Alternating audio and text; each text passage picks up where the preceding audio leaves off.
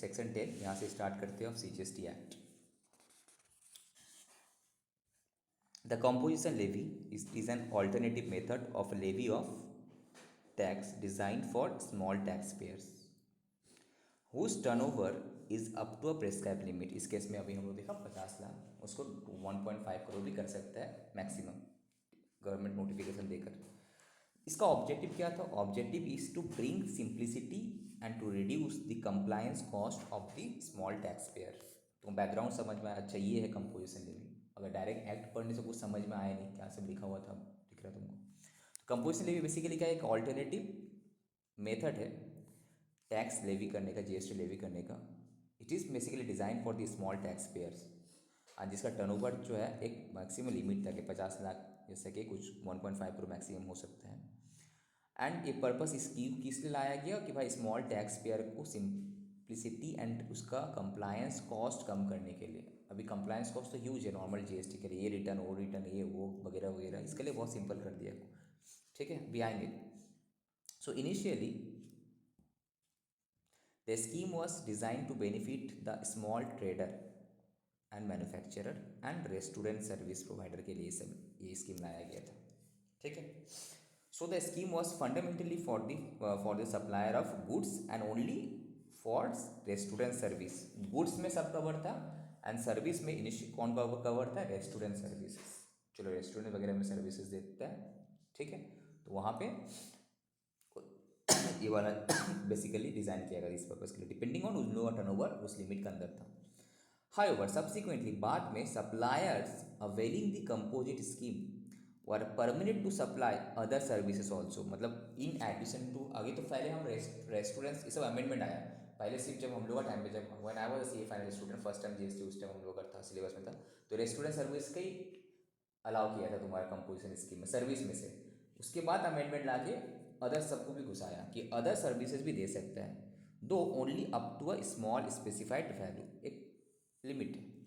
This scheme is content in subsection 1 and subsection 2 of section 10 of the CGST act, hereinafter referred as composition scheme for goods. तो initially किसके लिए था? Only goods के लिए था and restaurant services cover था। बाद में और भी सर्विसेज को इसमें ऐड किया गया है। Now under this scheme supplier of goods have to have the option to pay the tax at the concessional rate of 1%। दोनों मिलाकर, हाँ, CGST AGST मिला के 1%, दैट इज तुम आज CGST AGST मिला के 1%, 0.05 of the turnover. And restaurant के केस में service provider have the option to pay 5% CGST AGST मिला के 2.5 करके ऑफ द टर्नओवर। जैसे कि तुम यहाँ पे लिखा है तुमको 1% of the turnover manufacturer case में, एंड 2.1% था, एंड ये तुम्हारा 2.5% ऑफ द टर्नओवर था। ये डबल हो गया, मतलब 5% हो गया तुम्हारा।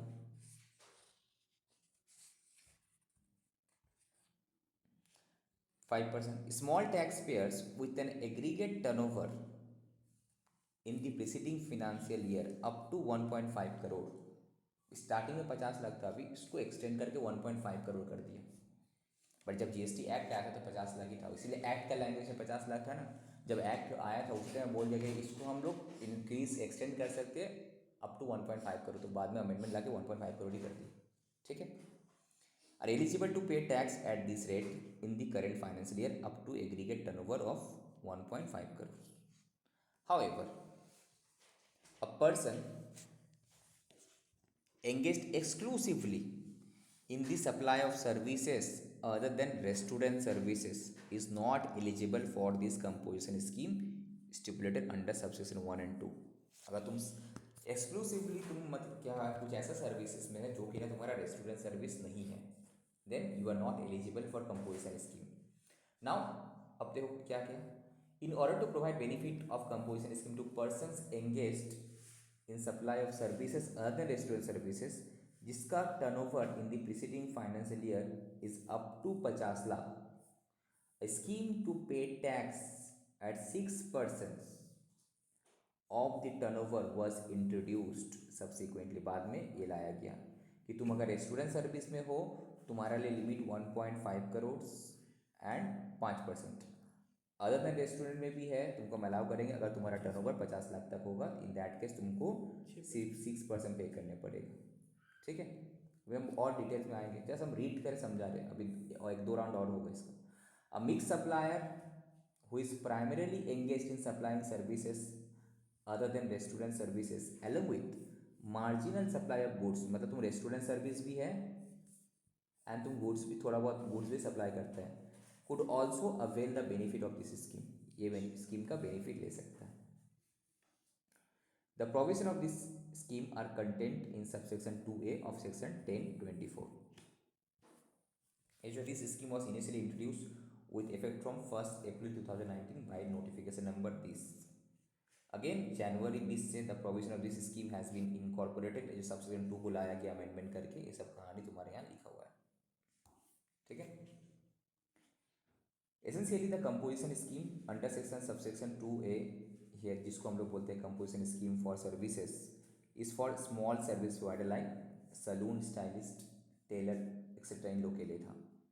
This scheme provides an option to such supplier to pay tax at the rate 6% of the turnover, turnover का 6% in the current financial year up to aggregate turnover अगर तुम्हारा 50 लाख तक है तो। ठीक है, the supplier opting for composition levy need not to worry about the classification of their goods and services या फिर both. The rate of GST applicable on their goods, ठीक, उसका चिंता करने का ज़रूरत ही नहीं है। तुम सोचो तुम्हारा कंपोजिशन स्कीम में तुम्हारा तुम जो भी सर्विसेज दे रहा है, एक सिंगल रेट में तुम GST पे करेगा, तुमको झमेला करनी है कि यार इसका एसएसएन कोड क्या होगा, एसएससी कोड क्या होगा, अलग अलग प्रोडक्ट है तो अलग अलग GST का रेट, अलग अलग सर्विस अलग अलग, तुमको उस सब चीज़ से वरी नहीं है। तो क्लास मतलब वही बोला, जो सप्लायर इस स्कीम में आ गया, they are not worry about the classification of their goods या फिर services and even the rate of GST applicable on their goods में क्या है, दे आर नॉट वरी, उसका तो रेट फिक्स्ड हो गया। ठीक है, so they are not required to raise any tax invoice, उसको टैक्स इनवॉइस भी रेज करने का ज़रूरत नहीं है। ठीक है, आ रहा है लेफ्ट साइड में।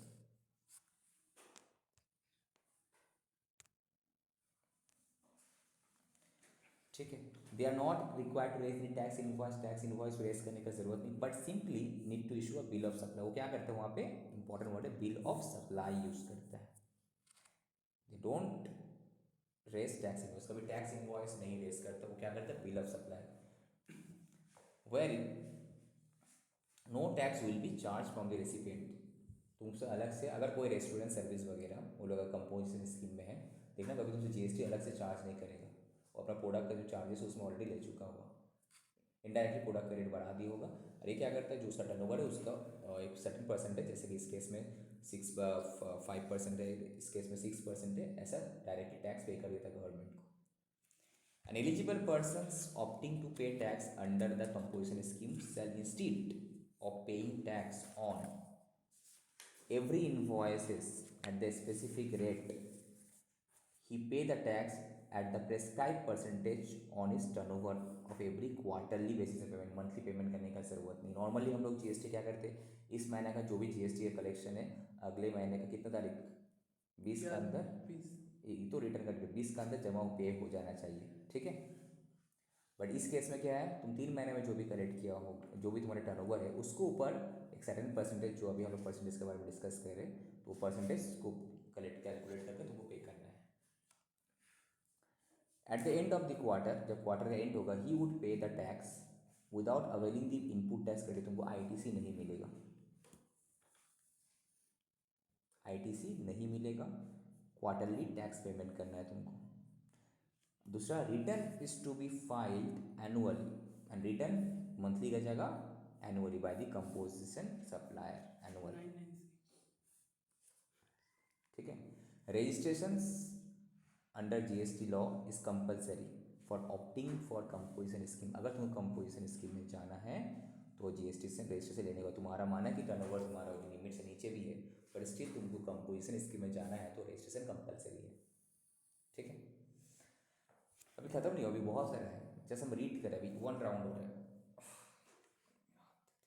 The provision relating to composition levy are contained in section 10 of the CGST Act and chapter 2 of the CGST rules।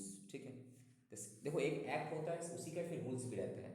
तुम लोग देखिएगा सीजीएसटी का एक्ट है, फिर उसका रूल्स भी रहते हैं, रूल्स में क्या फॉर्म क्या होगा, उसका फॉर्मेट वगैरह पूरा रहता है, वहाँ पे लिखा हुआ रहता है। The said rules have been incorporated in discussion with the following para at the relevant places. Now, as seen above, जो section 10 stipulates two type of composition scheme, दो टाइप का कंपोजिशन स्कीम का बात करता है। क्या? एक है तुम्हारा composition scheme under section 10(1), 10 subsection 2, और एक तुम्हारा 10(2)(a। पहले वाला क्या है? गुड्स के लिए है, दूसरा वाला क्या है? सर्विसेज के लिए। 10(1) एंड 10(2), 10 सबसेक्शन 1 एंड 10 सबसेक्शन 2 जो है गुड्स के लिए है, 10 सबसेक्शन 2A जो है किसके लिए? सर्विसेज के लिए है।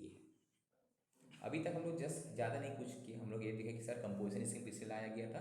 स्मॉल टैक्स पेयर को रिलीफ देने के लिए, उसको मंथली जो है नॉर्मली किसमें कौन सा प्रोडक्ट में क्या जीएसटी का रेट है, उन लोगों को इतना दे no need to worry about कि मेरा एशिएशन कोड्स क्या होगा, सर्विस क्लासिफिकेशन कोड क्या होगा, टैक्स इनवॉइस भी रेज करने का ज़रूरत नहीं। जो भी उसका 3 महीने में जो भी सेल होगा, टर्नओवर होगा, उसको ऊपर सर्टेन परसेंटेज जो अलग अलग केस में अलग अलग है वो अपना पे कर देगा। रिटर्न भी एनुअली लगाना है, बट इसको आईटीसी नहीं मिलेगा।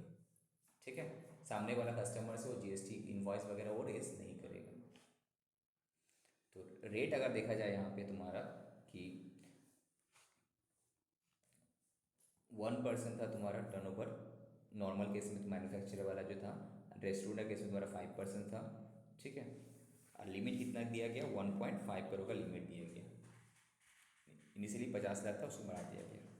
बट जो रेस्टोरेंट सर्विस वाला जो है उसमें अदर देन रेस्टोरेंट सर्विस में इन्वॉल्व, उसके लिए लिमिट 50 लाख है और 6% का टैक्स पे करेगा। ठीक है, जो हम लोग बाद में बोले ना, एक जो मिक्स सप्लायर है जो क्या करते हैं, रेस्टोरेंट सर्विस भी है, गुड्स भी है, वो 2 सबसेक्शन 2 कैपिटल ए जो अमेंडमेंट लाया गया है यहाँ पे। और ये क्या रेस करते हैं? जो टैक्स इनवॉइस नहीं रेस करते क्या रेस करता है? Bill of supply, bill of supply raise करता है, बिल ऑफ सप्लाई। अगर कोई क्वेश्चन पूछे कंपोजिशन स्कीम में वो टैक्स इनवॉइस का बदले तो क्या यूज़ करता है? BOS, bill of supply.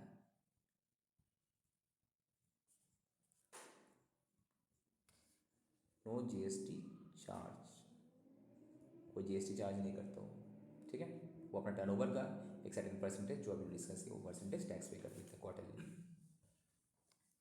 तो इसको देखते हैं कि दो टाइप का जो है क्लासिक गुड्स एंड सर्विसेज के लिए अलग। तो हम लोग सबसे पहले 10(1), 10(2) है, 10(3) है। ठीक है, तो turnover limit for opting for composition levy section 10 subsection 1, 10 subsection 2 capital A, 10 subsection 3। Turnover limit in case of composition levy for goods के लिए क्या है, एंड अगेन हम लोग आ जाएंगे यहाँ पे सर्विसेज के लिए क्या है। तो पहले गुड्स के लिए देखते हैं। Section 10 subsection 1 of the CGST act जो हम लोग देखे वहाँ पे क्या लिखा हुआ कि टर्नओवर का लिमिट कितना है? 50 lakh for becoming eligible for composition levy. That is 40 lakh तक होना चाहिए, उससे ज़्यादा नहीं। ओके, 50 लाख तक होना चाहिए, नॉट उससे ज़्यादा। हाउएवर बाद में इसको क्या किया गया? इस लिमिट को इंक्रीज करके 1.5 करोड़ कर दिया on the recommendation of this. तो बाद में देखा यहाँ पे लिखा हुआ कहीं पे the turnover limit for composition levy has been increased from 50 to 1.5 crore. तुम फाइनली कौन सा पढ़ना है? 1.5 करोड़। तो यहाँ पे साइड में लिखो टर्नओवर का लिमिट कितना है? 1.5 करोड़, नॉट 50 लाख इनिशियली था, अभी फाइनली अमेंडमेंट होकर कितना हो गया? ये सब कुछ एक समरी कर लेना। ओके, ये तो बुक से तो है, बस छोटा छोटा करके 1-2 लाइन का। टर्नओवर का लिमिट कितना हो गया? 150 लाख से 1.5 करोड़ नोटिफिकेशन पास करके। ठीक है, however the said notification further stipulates that the turnover limit for composition levy of goods shall be 75 lakh in respect of 8 of the special category states। Normal cases में 1.5 करोड़ है, बट ये जो 8 स्टेट है इस case में 75 लाख ही बोला गया। Because छोटा स्टेट है, ये सब केस में 1.5 देगा तो कोई भी फॉल नहीं करेगा। ठीक है, तो 75 लाख मतलब काफ़ी है। वहाँ पे 1.5 को रखेगा तो तब कोई रेस्ट होगा, तब तो नॉर्मल में कोई जाएगा नहीं, हमेशा सब कंपोजिशन में रह जाएगा फिर। ठीक है, तो यहाँ पे 75 लाख कर दिया गया है। यहाँ पे 75 लाख है। स्पेशल कैटेगरी 8 स्टेट है, स्पेशल कैटेगरी स्टेट है, इसका नाम याद रखने पड़ेगा। क्या क्या है? अरुणाचल प्रदेश, उत्तराखंड, मणिपुर, मेघालय। तो Arunachal Pradesh AUMM, AUMM, Arunachal Pradesh, Uttarakhand, Manipur, Meghalaya, again Mizoram, Nagaland, Sikkim, Tripura, MNST, ठीक है, AUMM और MMST। तो हम कभी ऐसे रटते नहीं, यूँ गलत हो जाता है, डायरेक्ट याद रखो। अरुणाचल प्रदेश, उत्तराखंड, मणिपुर, मेघालय, मिजोरम, नागालैंड, सिक्किम, त्रिपुरा। एक दो बार पढ़ने से याद हो जाएगा। अरुणाचल प्रदेश, उत्तराखंड, मणिपुर, मेघालय, मिजोरम, नागालैंड, सिक्किम, त्रिपुरा। इस केसेस में लिमिट क्या किया गया तुम्हारा 75 लाख, अदर स्टेट में 1.5 करोड़। फिर यहाँ पे देखो क्या बोला है, इन case of special category state of Assam, Himachal Pradesh, not Arunachal Pradesh, Himachal Pradesh and Jammu and Kashmir, ये भी स्पेशल कैटेगरी का, बट वहाँ पे 1.5 करोड़ दिया गया है, ठीक है। तो कंपोजिशन लेवी का गुड्स का केसेस में लिमिट कितना है 1.5 करोड़, ये लिमिट 75 लाख भी है, और देखिए यहाँ पे लिख लो 75 लाख, ठीक है। 8 केस में है, Arunachal Pradesh, Uttarakhand, Manipur, Meghalaya, Mizoram, Nagaland, Sikkim and Tripura. But Assam, Himachal Pradesh, Jammu and Kashmir के 1.5 करोड़ ही है। Thus, if the aggregate turnover of a supplier in a state, एक स्टेट में, in a state other than, तब से तुम देखा एक स्टेट का बात कर रही है, इसका मतलब तुम्हारा इंटर स्टेट करेगा तो कंपोजिशन लेवल मिलेगा ही नहीं, ठीक है। अभी आएंगे। दस if the aggregate turnover of a supplier in a state या फिर एक यूनियन टेरिटरी के अंदर other than special category state except Assam, Himachal Pradesh, Jammu and Kashmir is up to 1.5 crore in the preceding financial year, the said supplier he is eligible for composition scheme for goods, जा सकते हैं। Further, it is important to note that aggregate turnover is computed on all India basis, ये line important है, all India basis for a person having same permanent account number, pan number. यहाँ से case study बना कर देता है, बता रहे हैं क्या मतलब, क्या बोलो तो सपोज मेरा इंडिया में भी, मेरा दिल्ली में भी है, कोलकाता, वेस्ट बंगाल में भी है, मुंबई में भी है, तो क्या अलग अलग स्टेट का अलग अलग देखेंगे कि मेरा तो पैन, तो अगर कंपनी है पैन तो एक ही होगा, माना कि GST अलग है तो टर्नओवर जो है तब तो क्या ऐड हो जाएगा तब, ठीक है। All India basis for a person having same permanent account number, जो हम अलग से यहाँ पे अलग से डिस्कस करेंगे। एग्रीगेट टर्नओवर कैसे कैलकुलेट करने पड़ता है, अब ये इंपॉर्टेंट है कि how to calculate aggregate turnover, ये इंपॉर्टेंट है, यही तो मेन खेला है यहाँ पे, ठीक है। क्या कॉल आ रहा है क्या? तो टर्नओवर कितना है, अगर समरी करें हम लोग यहाँ पे, इसको जस्ट अगर शॉर्ट में करें तो 1.5 करोड़ ऑल के लिए है और 75 लाख बाकी सबके लिए, बाकी जो 8 स्टेट है यहाँ पे, इन 8 स्पेशल कैटेगरी स्टेट के लिए वो 75 लाख है। अब एग्जाम्पल रीड करते हैं हम लोग यहाँ पे, ठीक है। अ शूज़ डीलर जो कि ना Prithviraj has offices in Maharashtra, okay, and Goa में भी है, तो अलग अलग स्टेट हो गए, two separate state, correct. He makes intra state supply of goods from both this offices, मैंने उसका ऑफिस में क्या करता है, महाराष्ट्र वाला ऑफिस से महाराष्ट्र का अंदर ही माल बेचता है, गोवा वाला जो ऑफिस है वहाँ गोवा का अंदर ही बेचता है, इंटर स्टेट नहीं करता, रेस्पेक्टिव स्टेट का अंदर ही वो अपना अपना बेचता है। दोनों स्टेट का अलग अलग GST का नंबर होगा, तो दोनों स्टेट में अलग अलग, बट इंट्रा स्टेट ही बेचता है, उदिन स्टेट ही माल बेचता है। Now, in order to determine whether the Prithviraj is eligible to avail benefit of the composition scheme for the goods, the turnover of both the office would be taken into account. Right, दोनों office का turnover तुमको add करके check करने पड़ेगा कि कहीं 1.5 करोड़ से cross तो नहीं हो गया। And if the same does not exceed 1.5 crore then Prithviraj can opt to avail composition scheme subject to fulfilment of other condition for the goods. समझ में आया? तो नॉर्मली जैसे कि एक कंपनी का अलग अलग अगर ऑफिसेस है स्टेट वाइज, तो कंपोजिशन लेवी के लिए इंट्रा स्टेट करना है, इंटर स्टेट नहीं होगा फर्स्ट ऑफ ऑल, वो भी आएगा बता देगा नेक्स्ट इसमें हम जो आएंगे। दूसरा, जब टर्नओवर का लिमिट कैलकुलेट करेंगे हम लोग, तो ऑल इंडिया बेसिस में जितना भी उसका ऑफिस है सेम पैन के अंदर में, ठीक है, सबका टर्नओवर ऐड करना है, तब जाके तुम चेक करना है। माना कि महाराष्ट्र का गोवा का मिला के तुमको चेक करना है, तब जाके तुम देखना है कहीं एग्रीगेट टर्नओवर 1.5 करोड़ से ज़्यादा तो नहीं हो गया, ज़्यादा हो गया तो नहीं मिलेगा, कम है तो मिलेगा, subject to fulfilment of other conditions. समझ में आ रहा है Archana? Further, the option of a registered person to avail composition scheme for goods shall lapse with effect from the day on which his aggregate turnover exceed कर जाते इस limit को। हो सकता है सपोज जब हम the moment I have opted for this scheme तो मेरा टर्नओवर 1.5 करोड़ से कम था लास्ट ईयर का, वही लेके किए। अब करेंट ईयर का मेरा 1.5 करोड़ कम था, बट करेंट ईयर का फरवरी में जैसे आया, अब क्या हुआ, मेरा लिमिट 1.5 करोड़ टर्नओवर मेरा एक्सीड कर गया, तब जाके लैप्स हो जाए तो वो नॉर्मल स्कीम में आ जाने पड़ेगा। ठीक है, तो बाकी जो था वहाँ तक को उन्हें उसमें देंगे, बाकी करंट में नॉर्मल स्कीम में हम आ जाएंगे फिर। ठीक है, समझ में आया। तो गुड्स के लिए अगर हम लोग देखें ब्रीफ अगर करें, गुड्स के लिए लिमिट कितना है boss, 1.5 crore all state, 75 lakh सिर्फ ये 8 स्टेट के लिए, अरुणाचल प्रदेश, उत्तराखंड, मणिपुर, मेघालय, मिजोरम, नागालैंड, सिक्किम, त्रिपुरा, बस इसी को तुमको समरी करना है। दूसरा एक इंपॉर्टेंट पॉइंट और एक क्या है, जो एग्रीगेट टर्नओवर का जो कैलकुलेशंस होगा वो तुम्हारा ऑल इंडिया बेसिस, जो अगर सेम पर्सन का एक पैन है, ऑल इंडिया बेसिस जितना भी जीएसटी का रजिस्ट्रेशन नंबर है तुम्हारा सबका मिलाकर होगा। द मोमेंट तुम्हारा टर्नओवर एक्सीड करता है तुम्हारा, तो ये जो बेनिफिट था लैप्स हो जाएगा। ठीक है, द मोमेंट। अब हम लोग आए थे सर्विसेज में। देखो एक्ट पढ़ के तो कुछ समझ भी नहीं आया था फर्स्ट टाइम, इसलिए एनालिसिस इंपॉर्टेंट है, तो पहले सर एनालिसिस वही कर लेना है। एग्जाम्पल में फिर से बोल दीजिए ना। क्या बोलो। सर एग्जाम्पल में क्या स्टोरी है वो हमें एक बार बता एग्जाम्पल दीजिए। के स्टोरी ये है कि सपोज तुम्हारा दो ऑफिस है, सपोज दिल्ली में ऑफिस है, कोलकाता में ऑफिस है, तो जब हम टर्नओवर का लिमिट टर्नओवर कैलकुलेट करेंगे तो मेरा दो ऑफिस है, मतलब दो अलग अलग रजिस्ट्रेशन नंबर है, बट मेरा कंपनी अगर एक है तो पैन तो एक ही होगा, तो क्या दो ऑफिस का अलग अलग टर्नओवर कैलकुलेशन होगा ना, एक ही टर्नओवर दोनों का मिला के टर्नओवर कैलकुलेट होगा। तो क्वेश्चन आंसर होता है दोनों तुम्हारा को मिला दोनों के। का मिलाकर होगा, यही बोलने मांग रहे हैं। ठीक है, ठीक और जब तुम चेक करोगे एलिजिबिलिटी लिमिट, तो जितना सारा ऑफिस है तुम्हारा पैन इंडिया बेसिस सबका टर्नओवर मिला के चेक करना है। ऐसे नहीं कि एक ऑफिस से तुम कंपोजिशन में चलेगी, एक ऑफिस से तुम नॉर्मल में चलेगी, ऐसा नहीं होगा। केस स्टडी आता है, इंपॉर्टेंट एरिया ये वाला, यहाँ से सीए फाइनल में जब हम लोग थे वहाँ से केस स्टडी आता था। ठीक है, एग्जाम्पल इंपॉर्टेंट है। टर्नओवर लिमिट तुम लोग फेल नहीं करे, गारंटी हम देते हैं, बस 3 महीना तुम लोग को बहुत मेहनत करना होगा मेरा साथ।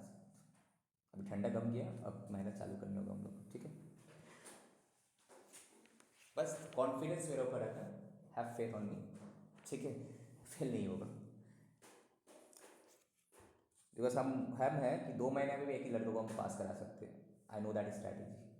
ठीक है, इसलिए हम ज़्यादा टेंशन नहीं लेते, आराम से वो पढ़ा लेना, बस इंजॉय करो पढ़ाई को, टेंशन मत ले, टेंशन लेगा तो कुछ समझ में नहीं आएगा फिर। ठीक है, जितना हो रहा है समझ लो अच्छे से, बस घर में एक रिविजन देते रहना। सेक्शन 10 अब आ जाते हैं हम लोग सर्विसेज में। तो ये 10(1) वाला ये हो गया हम लोगों का, गुड्स वाला केसेस हो गया। ठीक है, 10(1), 10(2) है, 10(3) तीनों कवर हो गया इसमें गुड्स वाला। अब हम लोग आ जाते हैं सर्विसेज में।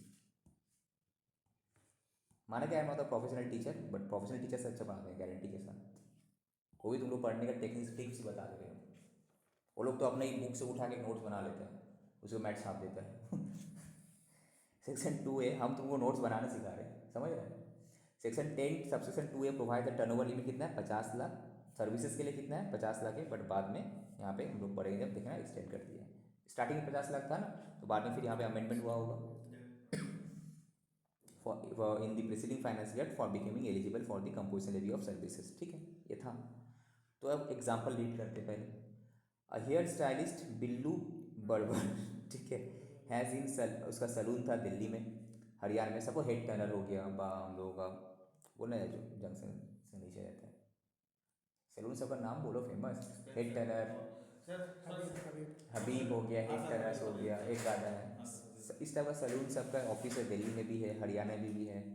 तो लोग इंटर स्टेट सप्लाई करते हैं, मतलब रेस्पेक्टिव स्टेट में खाली सर्विस देता है, अलग अलग रजिस्ट्रेशन नंबर है, बट उन्हीं स्टेट ही सप्लाई देता है, इंटर स्टेट जाता ही नहीं, ऑब्वियसली बात है। Now, in order to determine whether the Billu is eligible to avail benefit of the composition scheme for services, turnover of both the saloon would be taken into account. अगर दोनों मिला के दोनों का टर्नओवर ऐड करके हम check किया उस दिन का या फिर उसे लास्ट ईयर का, ठीक है, दोनों चेक करेंगे हम। अगर 50 लाख से कम है तो एलिजिबल है, subject to fulfilment of other conditions. For the same कहानी, अगर उसका टर्नओवर एक्सीड कर गया तो लैप्स हो जाएगा वो बेनिफिट उसी मोमेंट में। 10(3) बोलते हैं, ये 10(3) था। द मोमेंट तुम्हारा जो टर्नओवर 50 लाख से एक्सीड कर जाएगा तो तुम्हारा जो बेनिफिट तुमको कंपोजिशन स्कीम का मिला है वो क्या हो जाएगा, लैप्स हो जाएगा उसी दिन से। इससे पहले जो हम टैक्स पे किए होंगे कंपोजिशन स्कीम में, अब जो हम करेंगे हमको नॉर्मल स्कीम में जाना है। ठीक है, अब इसका समरी। तो to summarise, a registered person opting for composition scheme for goods should have done aggregate turnover up to 1.5 crore और स्पेशल कैटेगरी के लिए कितना 75 lakh in the preceding financial year, and he can avail the benefit of said scheme till the time his aggregate turnover in the current financial year does not exceed इतना। बस एक line में तो summarise क्या करें, रजिस्टर्ड पर्सन वो composition scheme में जा सकता है गुड्स के लिए अगर उसका टर्नओवर 1.5 करोड़ है, या फिर स्पेशल कैटेगरी 8 जो स्टेट बता रहे थे वहाँ पे 75 लाख है in the preceding financial year. कब तक ये स्कीम में रह सकता है वो, जब तक till the time his aggregate turnover in the current financial year does not exceed 1.5 crore या फिर 75 लाख। ठीक है, सिमिलरली सर्विसेज के लिए क्या बोला है, registered person opting for composition scheme of services should have an aggregate turnover up to 50 lakh in the preceding financial year, and he can avail the benefit of said scheme in the current financial year till the time जब तक उसका exceed नहीं करता। So from the above discussion it is apparent that the term aggregate turnover it is of the utmost importance। मतलब composition scheme के लिए भाई तुमको एग्रीगेट टर्नओवर का मीनिंग समझ आएगा, अगर ये नहीं समझ में आया तो पूरा कैलकुलेशन ही गलत। क्वेश्चन आता है कि एग्रीगेट टर्नओवर कैलकुलेट करो, जो अभी हम लोग सीखेंगे। ठीक है, let us understand that detail के एग्रीगेट टर्नओवर होता क्या है। तो बेसिकली अगर हम लोग लिमिट देखें, अगर ब्रीफ करते हैं, यही हम लोग का ब्रीफ है कि सर कंपोजिशन लेवी, अगर हम यहाँ पे ब्रीफ करते हैं,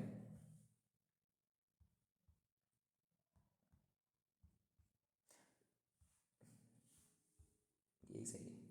गुड्स का केस में 1.5 करोड़ और 75 लाख, और सर्विसेज के केस में लिमिट कितना है 50 लाख, नॉट 1.5 करोड़। गुड्स के केस में 1.5 करोड़ और 75 लाख है, बट सर्विस के केस में 50 लाख है।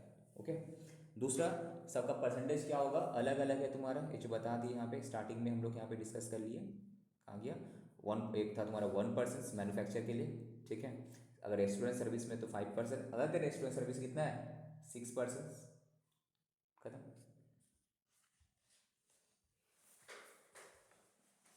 अब आए थे हम लोग एग्रीगेट टर्नओवर का कैलकुलेशन, जो इंपॉर्टेंट है, वेरी वेरी इंपॉर्टेंट। यहाँ से प्रैक्टिकल क्वेश्चंस आता है, ये तुम्हारा प्रैक्टिकल क्वेश्चंस आएगा। ठीक है, इंस्टीट्यूट का, हाँ बोलो। सर ये जो सर्विस के केस में 50 लाख है, ये वाला मतलब स्पेशल कैटेगरी के लिए भी जो है उसमें भी 50 लाख ही है। उसका तो हाँ हाँ, स्पेशल सर्विसेज के लिए स्पेशल कैटेगरी का सिर्फ गुड्स को बोला गया था, बाकी तुम स्पेशल कैटेगरी नॉर्मल और सबके लिए 50 लाख सर्विस के लिए। गुड्स में सिर्फ तुम्हारे स्पेशल कैटेगरी वाला था 75 लाख। Okay sir. अब आए थे हम लोग एग्रीगेट टर्नओवर का डेफिनेशन से समझते हैं। ठीक है, aggregate turnover is the sum of value of all the outward supplies. Outward supply मतलब जो भी तुम सेल करते हैं, अगर sale of supply of goods या फिर supply of service, outward supply बोला है। Falling in the following 4 category में आ सकते हैं। क्या क्या, टैक्सेबल सप्लाई, जो तुम सप्लाई किया, चाहे वो सप्लाई ऑफ गुड्स हो सप्लाई ऑफ सर्विस, जो ना टैक्सेबल था। एक एग्जेम्प्ट सप्लाई, इसका मतलब जो तुम सप्लाई किया जो एग्जेम्प्ट, तो वो भी काउंट होगा। टैक्सेबल सप्लाई तो काउंट होगा, तो एग्जेम्प्ट सप्लाई भी काउंट होगा। बहुत सारा सर्विसेज है, बहुत सारा गुड्स है, सप्लाई करेगा तो एग्जेम्प्ट है, जीएसटी नहीं लगेगी, बट वो भी तुम्हारे टर्नओवर का डेफिनेशन में आएगा for the purpose of composition levy का जो कैलकुलेशन में aggregate turnover. Okay, next export अगर तुम कर, वो भी तुम्हारा उसमें ऐड होगा टर्नओवर में। दूसरा इंटर स्टेट सप्लाईज, अगर तुम एक दोनों स्टेट का बीच में सप्लाई किया होगा, one state to another state, तो वो भी तुम्हारा इसमें आएगा। तो टैक्सेबल सप्लाई आएगा, एग्जेम सप्लाईज आएगा, एक्सपोर्ट्स ऑफ गुड्स आएगा, इंटर स्टेट सप्लाईज भी आएगा। इट इज एक्सक्लूड्स का क्या नहीं आएगा, क्या नहीं आएगा, मतलब value of inward supplies.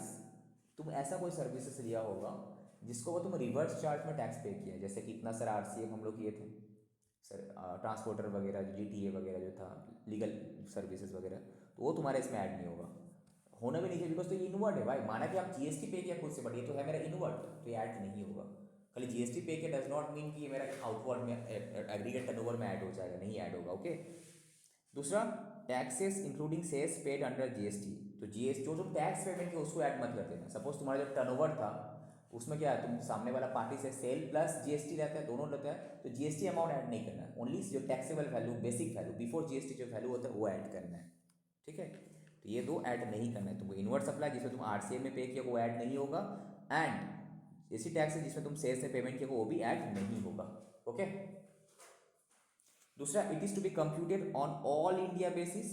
Correct, मेरा इंडिया में जहां भी जितना भी ऑफिस है, अगर सेम पैन का अंदर में एक ही कंपनी का पैन एक ही होगा, बट जीएसटी का नंबर अलग अलग स्टेट है तो अलग अलग होगा। सबको ऐड करके करना है पैन इंडिया बेसिस। ओके, तो इसको हाईलाइट करो। क्या क्या तुम्हारा आएगा? Taxable supplies, Exim supplies, exports, inter state supply. पर एक्सक्लूड क्या क्या करना है? इनवर्ड सप्लाई जिसमें तुम आरसीए में पेमेंट किया हुआ टैक्स वो नहीं आएगा, जो टैक्सेस पेमेंट किया वो भी नहीं आएगा। और दूसरा, ये जो कंप्यूटेशन करेंगे all India basis for a person having same pan number. Okay, next further explanation one, जो सेक्शन 10 का एक एक्सप्लेनेशन आया था, बोल रहा है for the purpose of computing aggregate turnover of a registered person for determining his eligibility to pay tax under this section. Aggregate turnover includes value of supply from 1st April of a financial year to the date of his becoming liable for registration. मतलब क्या था, पहले तुम registration नहीं किया, ठीक है, तो यहाँ पे जो हम टर्नओवर का जो कैलकुलेशन करें कहाँ से होगा, जो तुम्हारा value of supply from the first day of April financial year था वहाँ से लेके date of is becoming the liable for registration, जब तक तुम रजिस्ट्रेशन के लायबल तो वो पूरा इसको काउंट किया जाएगा। एंड एक्सक्लूड क्या करेंगे? Value of exempt supply of services provided by way of extending the deposit. यही वाला वहाँ यार वो एक्ट में लिखा हुआ था जो उस टाइम। एक्सक्लूड क्या करने का है? कोई ऐसा सर्विस, ऐसा कोई सर्विसेज दिए हैं, सर्विस दिए जो कि ना बाय ऑफ डिपॉजिट्स, हम किसी को डिपॉजिट किसी से ले रहे हैं, तो हम तो बैंक, जैसे कि बैंक सर्विस क्या देता है? डिपॉजिट लेता है, सर्विस देता है ना, वो लोन दे रहा बैंक, एडवांसेस दे रहा। इन सो फार एज उसका कंसिडरेशन, उसका मतलब पैसा कैसे मिला आपको? इंटरेस्ट का फॉर्म में मिला, वो तुम्हारा एक्सक्लूड करना है, वो उसमें ऐड नहीं होगा। ठीक है, सब ऐड होगा बट एक्सक्लूड, जो एग्जाम सप्लाई में से तुम्हारा इसको हटा देना है। नॉर्मली एग्जाम सप्लाई इंक्लूड होगा, बट ये वाला पोर्शन कोई ऐसा सर्विसेज हम दे रहे हैं जो तुम्हारा by way of extending the deposits, हम किसी से डिपॉजिट ले रहे हैं, किसी को लोन दे रहे हैं, जिसका बदले हमको इंटरेस्ट मिल रहा है, वो तुम्हारा ऐड नहीं करना है। ठीक है, एक्सक्लूड कर दे रहा है।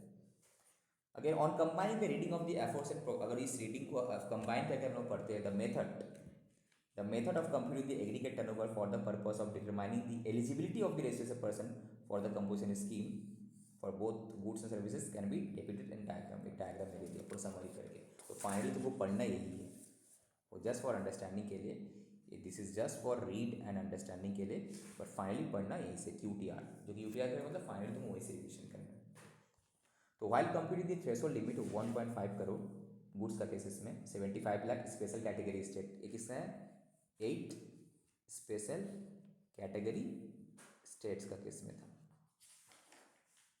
एंड 50 लाख किसके केस में था? बोलो, सर्विसेज का केस में था। इंक्लूजन एंड एक्सक्लूजन, क्या क्या इंक्लूड होगा, क्या क्या एक्सक्लूड होगा एग्रीगेट टर्नओवर से?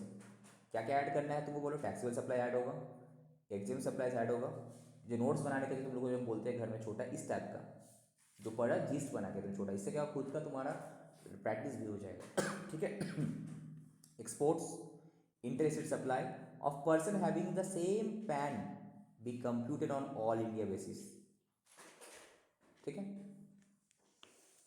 दूसरा एक्सक्लूड क्या करना है? कोई GST कोई सेल्स वगैरह ऐड मत करना। कोई ऐसा इनवर्ड सप्लाई जिसमें तुम RCA में पे किया उसको ऐड मत करना। तीसरा, ये जो यहाँ पे बोला एग्जिम सप्लाई ऐड करने के लिए, बट याद रहा ये तुम्हारा ऐड नहीं करना है तुमको। कौन सा? कोई भी ऐसा सर्विसेज हम दिए by way of extending the deposits, loans and advances in so far as the consideration is represented by way of interest या फिर डिस्काउंट, ये तुम्हारा ऐड नहीं होगा। ठीक है, ऐड नहीं होगा। तो क्या क्या ऐड होगा तुम्हारा? नॉर्मल टैक्सेबल सप्लाईज ऐड होगा, एग्जेम सप्लाईज ऐड होगा, एक्सपोर्ट ऐड होगा, इंटर स्टेट सप्लाईज ऐड होगा, same pan all India basis. Okay, but कौन सा ऐड नहीं होगा? कोई GST ऐड नहीं होगा, कोई भी अगर इनवर्ड सप्लाई जिसमें तुम RCA में पे किए वो भी ऐड नहीं होगा, कोई ऐसा सर्विस है जो कि एग्जेम्प्ट है, जैसा कि तुम्हारे डिपॉजिट्स वगैरह, लोन्स एंड एडवांस, इसका कंसिडरेशन मिला इंटरेस्ट डिस्काउंट में, वो भी तुम्हारा ऐड नहीं होगा। अगर ऐड है तो माइनस कर दो। ठीक है, देखो ये माइनस तभी होगा अगर ऐड है, अगर ऐड नहीं है तो माइनस करने की जरूरत नहीं, याद रहे। ये एक्सक्लूड तभी होगा इफ एडेड, एक्सक्लूड तब करेगा इफ ऑलरेडी इंक्लूडेड है। अगर नहीं है तो ऐड करने का ज़रूरत ही नहीं, माइनस करने का ज़रूरत ही नहीं, ठीक है। नाउ यहाँ पे बोला कि वैल्यू ऑफ सप्लाई में कब होगा, फर्स्ट डे ऑफ अप्रैल से लेके जब तक तुम रजिस्ट्रेशन के लायबल तब तक का पूरा काउंट करना है यहाँ पे, ठीक है।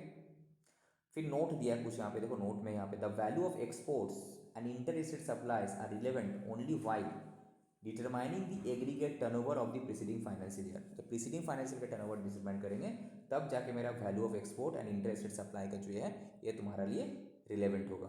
These values are not relevant for determining the aggregate turnover of the current, इस साल का करंट फाइनेंशियल ईयर का जब हम एग्रीगेट टर्नओवर कैलकुलेट कर रहे हैं उसको कैलकुलेट करने में तुम्हारा एक्सपोर्ट एंड इंटर सप्लाई का वैल्यू रिलेवेंट नहीं, in which the composition supplier has opted for composition levy as he is not permitted to make inter state supplies and export. एक चीज़ याद रहे, देखो क्या है कहानी कि सपोज करंट हम फर्स्ट टाइम, अभी तक हम नॉर्मल स्कीम में थे, मतलब इसका कहानी क्या है, अभी तक हम नॉर्मल स्कीम में थे, रजिस्ट्रेशन किया हुआ था, तो अभी तक हम इंटर स्टेट भी कर रहे थे, एक्सपोर्ट भी कर रहे थे, सब कुछ कर रहे थे।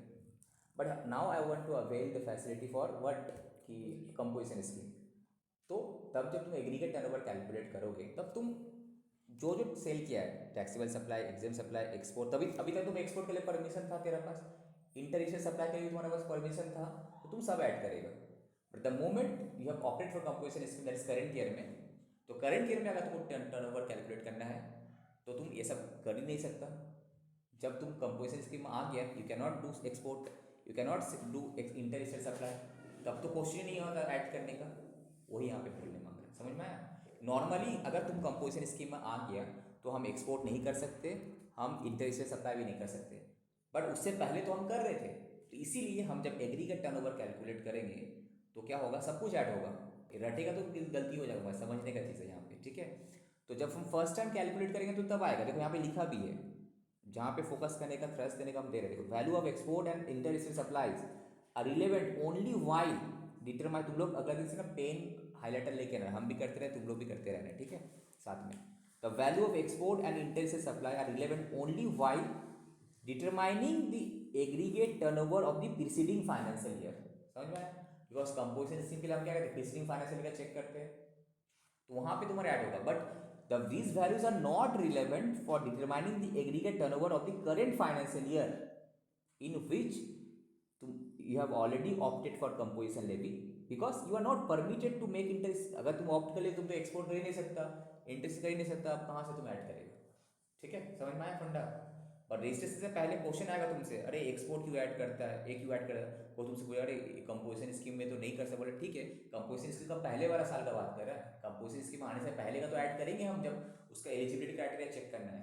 But once you have opted for composition scheme you can not do export, you can not do interest supply. तो उस करेंट ईयर का जब तुम एग्रीगेट टर्नओवर करेगा तब तो एक आय रहेगा नहीं, ये ट्रांजेक्शन तो ऐड करने का जरूरत भी नहीं, समझ में आया, कहानी समझ रहेगा तो सब याद रहेगा। ओके, अब ये रहा फाइनली रेट। तो रेट अंड अब रेट ऑफ टैक्स, तो समरी समझ एग्रीगेट टर्नओवर का डेफिनेशन समझ में आ गया तुम लोग, क्या क्या चीज़ आएगा, बोलो क्या क्या आएगा, taxable supply, exempt supply, aggregate supply में भी कौन सा, अगर सर्विसेज है तो एक्सटेंडेड डिपॉजिट लोन्स वाला ऐड नहीं करना है, अगर एडेड है तो माइनस कर दो। दूसरा एक्सपोर्ट ऐड होगा पहले वाला, ठीक है, इंटरनेशनल सप्लाई भी ऐड होगा, बट अगर कोई चीज़ एडेड है लाइक टैक्स तो माइनस कर दो। आरसीएम में तुम इनवर्ट सप्लाई की है, अगर एडेड है तो माइनस कर दो, ऐड है तब माइनस कर, नहीं है तो माइनस करने की जरूरत ही नहीं है, ठीक है बस। अब यहाँ पे रेट ऑफ टैक्स क्या होगा under the composition levy scheme, जो ऑलरेडी हम लोग को पता है, नीचे आ जाए टेबल में, यहाँ पे समरी कर दे क्यूटीआर, तो वहाँ पे एक आदत बता रहा था ना यहाँ पे, तो यहाँ पे इसको अल्टीमेटली फिर समरी कर दिया, तो पढ़ना जो हम मार्क करें क्यूटीआर ये पढ़ लेना, ये वहाँ से पढ़ने से चल जाएगा, ठीक है, ये समरी वाला इंपॉर्टेंट है क्यूटीआर, ठीक है, ये वाला बेसिकली हाईलाइट जो तुम किया होगा वही पढ़ना है, जस्ट मैक्सिमम 2 मिनट। अगर एक प्लस पॉइंट क्या होगा तुमको देख के लगे अरे 10 पेज, बट 2 मिनट में तुम पढ़ को ऐसे कर लेगा। करना क्या है तुमको, तो हाईलाइट वाला पोर्शन देखना है, देख के लगा तुमको एक पेज का इतना है, नो एकदम छोटा हो जाएगा, कुछ है ही नहीं, जैसे तुमको हाईलाइट वाला पोर्शन ही पढ़ना है, ठीक है। ये तरीका अगर तुम ऑल पेपर में अप्लाई करेगा कोई तुमको अटका ही नहीं सकता सीए बनने से, हम बता दे रहे 1 अटेम्प्ट में तुम क्वालिफाई करेगा। बिकॉज फर्स्ट टाइम जब हम सीए का एग्जाम देते हैं हमको गाइड करने वाला नहीं था, आई फेल बिकॉज हम इस टाइप का शॉर्ट नोट्स ये सब पढ़ने का तरीका ही नहीं पता था, नॉर्मल ये सब बीकॉम स्टूडेंट्स लोग पढ़ते हैं उसी करते थे। जो एग्ज़ाम करता है मैं बुक खोले सारा समझ नहीं आएगा वो कौन सा चीज़ पढ़े, क्योंकि कुछ मार्किंग नहीं था, कुछ हाईलाइट नहीं किया हुआ था मेरा। तब गया लिटरली हमको ये हुआ नहीं यार, शॉर्ट समरी नोट्स को बहुत इंपॉर्टेंट है। तो हम क्या क्या हर चीज़ का समरी बनाते हैं, 1 पेज का, 1 पेज 2 पेज का समरी, प्रैक्टिकल पेपर हो ये वो, इससे बहुत तुम्हारा हेल्प, क्विक रिविजन जो लेक्चर्स ये सब। चलो अब ये क्या है तुम्हारा मैन्युफैक्चरर के लिए, and other than the manufacture of notified goods के लिए, जैसे कि like ice cream, paan masala, tobacco and ये वाटर्स मैन्युफैक्चरर के लिए तो है ही, plus other than the manufacturers of notified goods, ice cream वगैरह उन लोग के लिए कितना है 0.5%। 0.5% मतलब क्या है, डबल हो जाएगा। ओके, फुल में लेगा तो तुम कितना हो जाएगा 1% हो जाएगा। सी बिकॉज ये क्या है, इंट्रा स्टेट सेल होता है हमेशा, तुमको पता है। कंपोजिशन स्कीम में इंट्रा करेगा तो CGST SGST तो हाफ ऑफ 1 हो जाएगा। ठीक है, वो लिखा भी है एक बार में। हाँ वही बिस्लरी वाटर वगैरह जो तुम्हारा हो गया, नरेटेड वाटर, इसका डेफिनेशन भी दे दिया वो देखो। देखो नीचे में दे दिया इफेक्टिव रेट 1%, 5%, 1%। ठीक है, CGST SGST क्यों लगेगा, समझ में आया? Because intra. दूसरा क्या है तुम्हारा, तो मैन्युफैक्चरर लोग के लिए 2.5% है।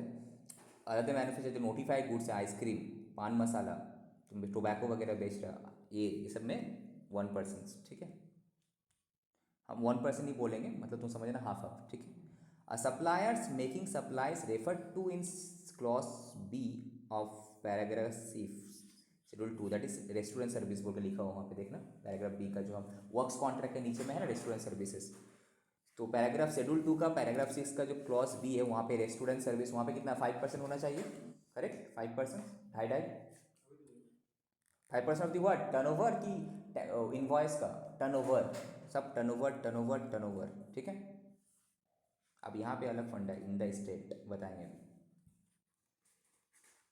Any other supplier eligible for composition scheme जो है उसके लिए भाई 1%, जो तुम्हारा गुड्स एंड सर्विसेज दोनों में है। एक चीज़ तुम लोग बताओ, तुम लोग से जस्ट क्वेश्चन हम कर रहे थे कि तुम लोग दिमाग कैसे चलते हैं। अभी थोड़ा देर पहले हम लोग बोला कि कंपोजिशन स्कीम का एलिजिबिलिटी लिमिट चेक करने के लिए क्या चेक करना है, एग्रीगेट टर्नओवर। तो एग्रीगेट टर्नओवर जो हम लोग कैलकुलेट करते हैं पैन इंडिया बेसिस में करते हैं, एक कंपनी ऑफिसेस मल्टीपल है अलग अलग, इसमें सबका टर्नओवर ऐड कर लेते हैं, फाइन। बट अब जब उसका ऑफिसेस अलग अलग है, सब कोलकाता में भी ऑफिस है, मुंबई में भी ऑफिस है, 2 अलग GST का नंबर है। अब वो जब टैक्स पे करेगा, कंपोजिशन लेवी वाला टैक्स, सपोज रेस्टोरेंट का एग्जांपल ले लेते हैं, 5% का पे करेगा, तो 5% ऑफ दी टर्नओवर बोला है, तो क्या दोनों ऑफिस का मिला के करेगा ना रेस्पेक्टिव? अरे GST का नंबर तो अलग है भाई, कैसे सोचो, डिस्टिंक्ट पर्सन, GST का नंबर अलग है, माने कंपनी एक है, GST के नज़र में you are 2 separate person. Turnover check करने के लिए सिर्फ एग्रीगेट टर्नओवर तुम वो देख रहे हो, बट जब पेमेंट करेंगे तो टर्नओवर इन स्टेट लिखा हुआ, देखो वर्ड स्टेट, लॉजिकल भी है ना। तुम्हारा ऑफिस कोलकाता में है, तुम्हारा ऑफिस दिल्ली में, दोनों ऑफिस का अलग अलग रजिस्ट्रेशन है, GST का नंबर अलग है, तो इस ऑफिस से टर्नओवर हुआ तुम GST पे करेगा, उस ऑफिस से टर्नओवर हुआ तुम GST पे करेगा ना, कि दोनों क्लब करके पे करेगा, कौन सा? माना ये कंपनी सेम है, यहीं पे तो स्टूडेंट गलती करता है, वो चीज़ को यहाँ नोट करके देख दिया है। Students may note that while aggregate turnover of a preceding financial year is relevant for the purpose of determining the eligibility to avail composition scheme, correct? ये फ़ायदा होता है इंस्टीट्यूट का मैथ पढ़ने से। प्रॉब्लम क्या होता है, स्टूडेंट लोग कोई भी सर लोग का डायरेक्ट मैथ नोट्स पढ़ता है, इसीलिए उसको बेसिक कंसेप्ट क्लियर नहीं होता है। जैसे कि जो लोग टीचर लोग पेन ड्राइव क्लास पर लेके, वो लोग क्या करते हैं, डायरेक्ट उस सर का मैथ पढ़ो, इतने डिटेल में लिखा हुआ रहता है, वही सब सर कहानी मुंह से बोलते हैं। जब तुम बुक से पढ़े तब पूरा डिटेल में लिखा हुआ है, तुम्हें समझ में आता है। इसलिए इंस्टीट्यूट का मैथ अगर तुम अच्छे से ढंग के पढ़ सकिए ना, तो तुम्हारा कोई प्रैक्टिकल क्वेश्चन सॉल्व नहीं भी किया तो तुम सब सॉल्व कर पाएंगे। ओके, तो कंपनीज तो that but the tax has to be paid in accordance with the applicable rates on the turnover और turnover of taxable supply in a particular tax period as the case में भी। ठीक है, यहाँ पे aggregate turnover में हम क्या कहते हैं, एग्जाम सप्लाई। तुम सोचो एग्रीगेट टर्नओवर में क्या कहते हैं, एग्जाम सप्लाई, ये सप्लाई, सबका वैल्यू जोड़ दिए थे। बट यहाँ पे क्या टर्नओवर मतलब हम टैक्सेबल सप्लाईज का ही बात करें, वो भी क्या रेस्पेक्टिव अलग अलग अपना स्टेट का बात करें। ओके, अब यहाँ पे तुम जो चेक किया था वहाँ पे क्या किया था, तुम सब कुछ ऐड कर लिया था, एक्सपोर्ट भी, एक्सपोर्ट इंडो ये प्लस तुम्हारा एग्जिम सप्लाई भी तुम ऐड किया। अब एग्जिम सप्लाई को तो जीएसटी पे करने की जरूरत ही नहीं है नॉर्मली, तो हम क्यों पे करें, आगे नहीं, लॉजिकल भी है। तो यहाँ पे टैक्सेबल सप्लाई की बात करें, जब हम टैक्स पे करेंगे टर्नओवर इन दी स्टेट, वो भी क्या टैक्सेबल सप्लाई जो ऊपर है उसको ऊपर टैक्स पे करेंगे 1%, 5% या फिर 1%, तीन अलग अलग सिनेरियो। मैन्युफैक्चरर के लिए कितना 1%, पान मसाला टोबैको के लिए 1%, रेस्टोरेंट के लिए 5%, बाकी जो भी है 1%, ठीक है। अब एग्जाम्पल दिया है, देखो क्या है। अब जाके हम लोगों का थोड़ा सा कवर हुआ, थोड़ा एक दो बचा हुआ करते हैं, समझ में आ रहा, तो फील हो रहा है कि first time I am teaching you GST on spot, कोई भी सब्जेक्ट तुम बोलो। अरे यार ये वो क्यों नहीं रहे। अच्छा, द टैक्स पेयर, मेरा एक चीज़ का मेरा बेस स्ट्रॉन्ग है, उसका बेस स्ट्रॉन्ग है, कॉन्फिडेंस हमेशा रहता है, कुछ भी समझा सकते हैं। जो हम जब जीएसटी किए थे बेस स्ट्रॉन्ग है मेरा। अरे हम खुद जो कंपनी में मेरा था इससे पहले वहाँ पे जीएसटी पूरा इंप्लीमेंट करवाए थे प्लांट लेवल पे, तो हमको पता है। टैक्स पेयर जो भी है, एक नाम है उसका, टैक्स पेयर का एक मैन्युफैक्चरर है, हु हैज़ तोला राम, और कुछ नाम नहीं मिला उसको, who has opted for composition levy for goods. तो गुड्स के लिए है, तो गुड्स का लिमिट कितना होगा 1.5 करोड़। अगर स्पेशल कैटेगरी में है तो हमको चेक करने पड़ेगा 75 लाख। तो यूपी में, यूपी तो स्पेशल कैटेगरी नहीं है, ठीक है। अब उसका एक यूनिट यूपी में है, दूसरा यूनिट एमपी में है, दो अलग अलग स्टेट में है, तो दो अलग अलग रजिस्ट्रेशन भी अलग अलग होगा, right. The total turnover of the two unit of the last FY was 85 और 30, दोनों का मिला के 115 लाख था। दोनों का मिला के चेक करना है आपको, अगर कंपोजिशन का एलिजिबिलिटी क्राइटेरिया चेक करना है। And the turnover of the unit, turnover of the unit मतलब रेस्पेक्टिव यूनिट का टर्नओवर बोल रहा है, A1 and A2 in the first quarter of the current financial, because current financial year में तो tax पे करना है ना, तो जितना 3 महीने का सेल हुआ उसको बाद टैक्स पे करेगा। तो A1 का था 5 लाख, A2 का कितना है 10 lakh. Now compute the amount payable under composition levy under section 10(1), 10(2) of the CGST Act by Tolaram. तो सबसे पहले चीज़ क्या कंपोजिशन लेवी के लिए एलिजिबल है, यस, एग्री टर्नओवर 1.5 से कम है तो एलिजिबल है। तो कितना पे करेगा मैन्युफैक्चरर, कितना पे करेगा 1%। तो यूपी का location UP, turnover in the previous है कितना यूपी वाला का 85 लाख है, बट उस क्वार्टर में कितना है 5 लाख है, तो टैक्स इसको पे करेगा 5 लाख के ऊपर, नॉट 85 लाख के ऊपर, ठीक है। अगेन एमपी में उसका टर्नओवर 30 लाख था, बट इस पर्टिकुलर इस साल का, जिस साल क्वार्टर का टर्नओवर कितना है 10 लाख, तो 10 लाख के ऊपर 1% पे करेंगे हम। तो टोटलिटी बेसिस में इतना पेमेंट किया, बट अलग अलग यूनिट अलग अलग पेमेंट किया होगा ना, कंसेप्ट क्लियर हुआ। जब हम एग्रीगेट टर्नओवर कैलकुलेट करेंगे टोटलिटी बेसिस में, पैन इंडिया बेसिस, बट हम टैक्स पे कर रेस्पेक्टिव यूनिट का जो टर्नओवर था, यूनिट तो उस पर्टिकुलर जीएसटी के अंदर में, सपोज वेस्ट बंगाल में 10 ऑफिस है सबका मिलाकर, दिल्ली में 10 ऑफिस सबका मिलाकर, ठीक है, ऑफिस मल्टीपल हो सकता है बट जीएसटी नंबर एक है, तो उस कंट्री में जितना भी ऑफिस है सबका मिलाकर, ठीक है। एग्जाम्पल नंबर 2, आप क्या भोला राम का सम्स दिया है, क्या बोले, ये जो सम सब है एज इज उठा उठा के छप छप के आ जाता है, सिर्फ तुम्हारा ये चेंज कर दे, नाम चेंज कर देते, ठीक है। अभी तुम लोग लास्ट ये सब वंस सिलेबस कंप्लीट हो जाएगा, हम लोग टारगेट कि RTP MTP and past paper solve करना, तो कॉन्फिडेंस ऐसे ही बूस्ट हो जाएगा, ठीक है। और जो सब चैप्टर अभी हम कर ले रहे हैं, तुम लोग एक काम करना घर पे, उसका आरटीपी उसका एमटीपी से क्या क्वेश्चन आया हुआ है, लास्ट 5 ईयर्स में क्या क्वेश्चन आया हुआ है, पास्ट पेपर डाउनलोड कर लेना, एक बार पहले सॉल्व कर लेना।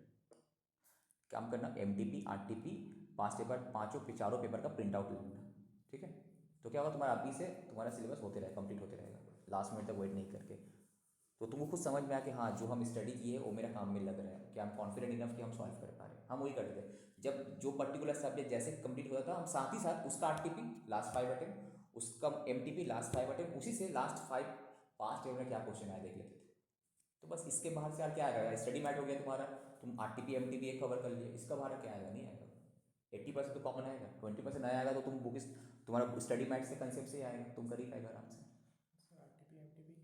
जो करके आ रहे थे, बिकॉज इतना तरह से हम कवर कर चुके थे, वेराइटीज ऑफ क्वेश्चंस कर लेते थे, सिर्फ पढ़ने का तरीका तुमको आना चाहिए। Tax payer Bholaram is a trader who has अब यही वाला क्या होगा, मेरे पास टाइम रहेगा, एक स्टूडेंट को हायर करेंगे, हम बोले मैट बना दे, ये सब क्वेश्चन को बोलेंगे मैट बना देगा, ले एक शाही कन्वर्ट जीएसटी, उतना टाइम मेरे पास है नहीं उतना टाइम नहीं है. Tax payer followed up is a trader who has opted for composition levy of goods of both taxable and exempted goods. वो क्या करता है, टैक्सेबल भी एक सप्लाई करता है, एग्जेम्प्टेड गुड्स भी बेचता है. It has one retail showroom जो पंजाब में है A1 and another retail showroom जो कहाँ पे है A2 राजस्थान में. तो अलग अलग स्टेट है, both selling taxable as well as exempted goods. तो एक बात बताओ, जब टर्नओवर कैलकुलेट करेंगे एग्जेम्प्टेड का भी कंसिडर करना है, बट जब हम अपना टैक्स अमाउंट कैलकुलेट करेंगे तो एग्जेम्प्टेड का तो कैलकुलेट करना ही नहीं है, राइट. जो थोड़ा सा पहले वो डिस्कस किया यहाँ पे. So the total turnover including the taxable exempted goods मिला के दोनों जगह का कितना 85 प्लस 30 लाख, दैट इज 1,50,00,000. तो eligible for composition levy, right. 1.5 crore से कम है, गुड्स है मतलब 1.5 crore, other than special category है तो 75 लाख, सर्विस है तो 50 लाख. नाउ अब ये पूछता है कि टर्नओवर A1 का कितना, A2 का कितना फर्स्ट क्वार्टर का, बिकॉज क्वार्टरली पे करने पड़ता है, राइट. करंट फाइनेंशियल ईयर तो कितना A1 का 15 लाख है, उसमें से टैक्सेबल है 5 लाख, 10 लाख है एग्जेम्प्ट है. तो बताओ टैक्स किसको ऊपर देगा, 15 लाख के ऊपर पूरा कि 5 लाख के ऊपर. 5 लाख के ऊपर हम टैक्स देंगे, कितना 1%, नॉट 10 लाख. ये 10 लाख रिलेवेंट है only for purpose of calculation of aggregate turnover, eligibility criteria check करने के लिए. यहाँ सबसे मिस्टेक होता है. A2 क्या है भाई, राजस्थान कौन सा दूसरे जगह का लोकेशन का 20 लाख है, उसमें से इतना तुम्हारा टैक्सेबल है, इतना तुम्हारा एग्जेम्प्ट है, तो टैक्स इसको पे करना है 10 लाख का ऊपर, खत्म. कुछ है तो समझने के बाद सब कुछ सिंपल है, पर यही वाला तुम क्या करना बिना समझे करेगा तो डिफिकल्ट लगेगा. तो compute the amount payable under composition levy. तो क्या होगा, लोकेशन ए फॉर्मेट, टर्नओवर लिख लिया 5 लाख, रिलेवेंट कितना मेरे लिए, टैक्सेबल टर्नओवर रिलेवेंट है मेरे लिए 5 लाख 10 लाख, इसके ऊपर 1 प्लस इसको 1 प्लस, टोटलिटी वैसे इतना, खत्म. कुछ है तो इसको थोड़ा सा नोट्स वगैरह लिख लेना पड़ेगा कि एज पर CGST एक्ट, ठीक है, क्या होता है कि तुम्हारा कंपोजिशन एलिजिबिलिटी क्राइटेरिया 1.5 करोड़ है. अगेन एग्रीगेट टर्नओवर में ये आता है, but for the purpose of calculation of tax liability ये का आता नहीं. इस पॉइंट में बताना है तब जाके मार्क्स मिलेगा, अदरवाइज मार्क्स नहीं मिलेगा. CBA करेगा तो 1 मार्क्स ओके. तो तुमको वो चीज़ बताने पड़ेगा नोट्स में, हमेशा याद रखे, because examiner wants to know कि तुमको आता है कि नहीं, तुम कहीं किसी से कॉपी करके तो नहीं किया, तुमको खुद को आता है कि तुमको बताने, we have to inform them. ये क्या होता है ना, एग्जाम में कॉपी पैटर्न का पैटर्न होता है कि वो लोग बता देते हैं कि ये आंसर करेगा तो ओनली इतना मार्क्स, नोट्स लिखेगा तो उसमें मार्क्स. नोट्स में बहुत मार्क्स रहता है IDT एंड डायरेक्ट टैक्स में. नोट्स में जितना नोट्स लिखेगा तो बहुत मार्क्स मिलेगा तुमको, फुल मार्क्स मिलेगा. A supplier other than manufacturer and restaurant services provide that eligible for composition levy pay tax 1% in the turnover only taxable supplies goods. तो भाई ठीक है, ये क्या है, हो गया. ये मैन्युफैक्चरर नहीं था, नॉर्मल ट्रेडर था, तो उसके लिए क्या था 1% था ना, ये भी तो हम लोग किए थे ना 1%, बाकी सबके लिए. मैन्युफैक्चरर है तो 1%, अदर के लिए भी 1% है, और रेस्टोरेंट के लिए 5% है, खत्म. अब rates of tax in case of composition levy, अब सर्विसेज में आ जाते हैं. 6 सर्विसेज में क्या था तुम्हारा 5% था तुम्हारा रेस्टोरेंट्स के लिए. अब 6% वाला केस में कौन सा था देखो, ये चीज़ यहाँ पे क्यों नहीं दी, ठीक है. A registered person opting for composition levy for services shall pay tax at the rate 3%, that is effective rate 6% of the turnover of the supplier of goods and services in the state or union territory.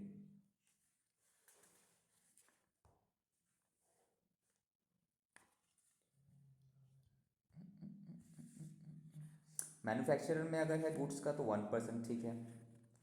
उसके बाद दूसरा पड़ा था restaurant में है तो 5%, okay. Any other supplier eligible for composition levy 1%.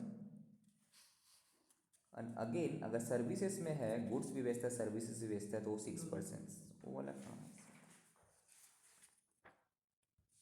यहाँ पे था ना 6% वाला जो दिए थे, कहाँ गया 6%, कितने में था.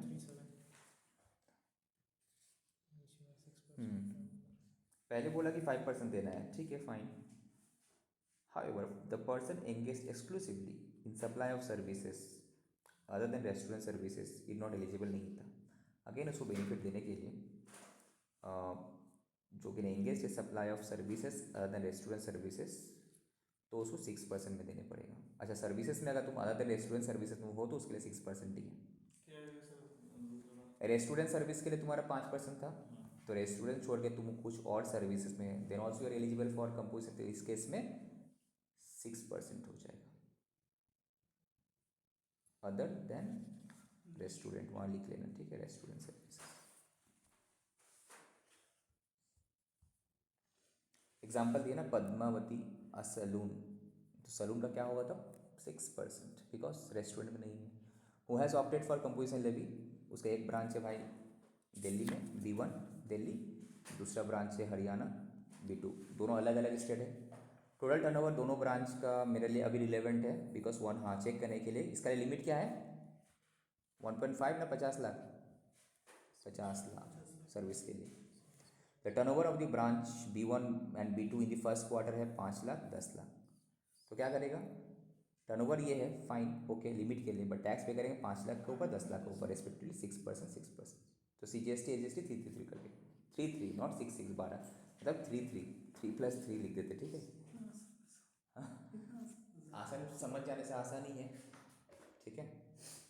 As seen above, since the tax under composition scheme has to be computed as a percentage of turnover in the state, it is pertinent to understand what is turnover in state. अब आया था मुद्दा पे, अभी तक हम लोग turnover in state करे, तो what is turnover in state बोला ना, वहाँ पे टर्नओवर ऑफ इन स्टेट बोला है, उसी के ऊपर ही तो टैक्स पे कर रहे हैं। तो सर टर्नओवर इन स्टेट होता क्या है,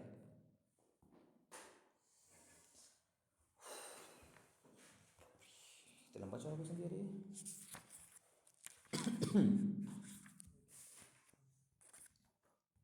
बहुत अच्छे से, ये जो मैट है ना one of the best mat है इसका, GST का इंस्टीट्यूट का मैट।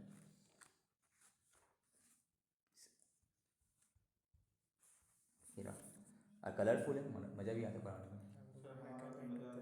हाँ, मजा नहीं आ रहा तुम बिकॉज तुम्हारा ब्लैक एंड व्हाइट है प्रिंट है, इसलिए सॉफ्ट कॉपी लेना चाहिए। 300 रुपये लेता भी और सब ब्लैक एंड व्हाइट देता है। अब कलरफुल प्रिंट देगा तो इंस्टीट्यूट तो फिर कॉस्ट सेविंग से नहीं हो पाएगा ना कुछ। तो लेगा ना सी टर्नओवर इन द स्टेट या फिर turnover in the union territory क्या होता है अंडर कंपोजिशन स्कीम, इस बिकॉज इसी के ऊपर ही टैक्स पे करता है, बिकॉज इसी का ऊपर ही हम लोग क्या करते हैं परसेंटेज जो है आइदर 1, उसके बाद 5 बोलो 6 बोलो ए पे करते हैं ना tax.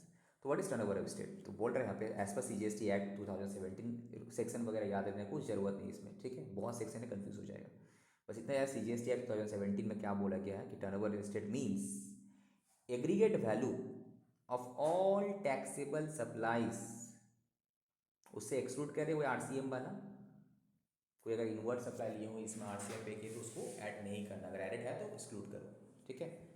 And exempt supplies made within the state by a taxable person,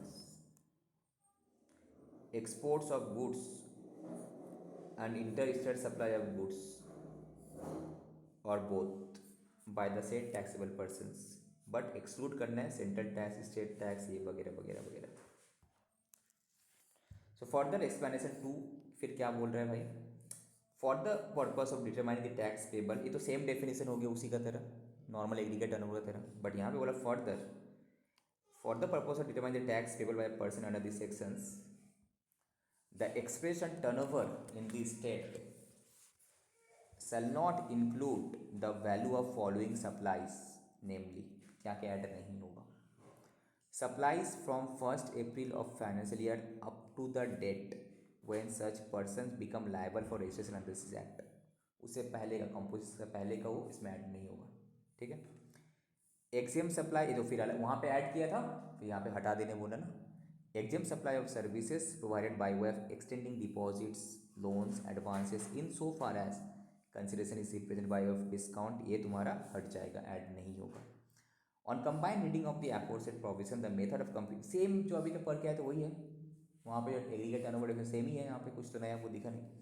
So turnover, while computing the turnover in a state to pay tax under composition levy, inclusion and exclusion, include में क्या आएगा, all taxable supplies and exempt supplies made within the state, while computing turnover in a state of a supplier other than manufacturer and restaurant services the eligible for composition levy the exempt supply will not be taken into consideration. क्या बोला फिर से देखो, जब तुम turnover calculate while computing turnover in a state of a supplier, एक supplier का तुम टर्नओवर कैलकुलेट कर रहे हो, ये कौन है? अदर देन मैन्युफैक्चरर, मैन्युफैक्चरर नहीं है, ट्रेडर हो सकता है, एंड रेस्टोरेंट सर्विसेज नहीं है। तो मैन्युफैक्चरर एंड रेस्टोरेंट सर्विस को छोड़ के बाकी उसमें तुम्हें एग्जाम सप्लाई तुम काउंट करेगा, और बाकी जो है तुम्हारा जो कि एलिजिबल है कंपोजिट, उसका केस में एग्जाम सप्लाई को तुम काउंट नहीं करेगा। जो टैक्स का जो पेमेंट किए थे हम थोड़ी देर पहले यहाँ पे, याद एग्जाम का ऊपर नहीं ली, कौन सा वाला केस था? ट्रेडर था, ये था ना ट्रेडर। ये अगर मैन्युफैक्चरर रहता या फिर रेस्टोरेंट सर्विस होता तो एग्जाम के ऊपर भी टैक्स देने पड़ता उसको। ठीक है, यहाँ पे क्लैरिटी किया है ना पूरा। ठीक है, थोड़ा सा यहाँ पे कहानी में टूल्स दिया, इसको हाईलाइट करो, इंपॉर्टेंट है। यहाँ पे हम टर्नओवर कर ले for the purpose of calculation of tax under composition levy, तो वहाँ पे तुम्हारा all taxable supply, exempt supply दोनों आएगा। बट अगर एग्जाम सप्लाई तभी आएगा अगर वो मैन्युफैक्चरर है, एग्जाम सप्लाई आएगा for the manufacturer and restaurant services, बाकी लोग के लिए नहीं आएगा।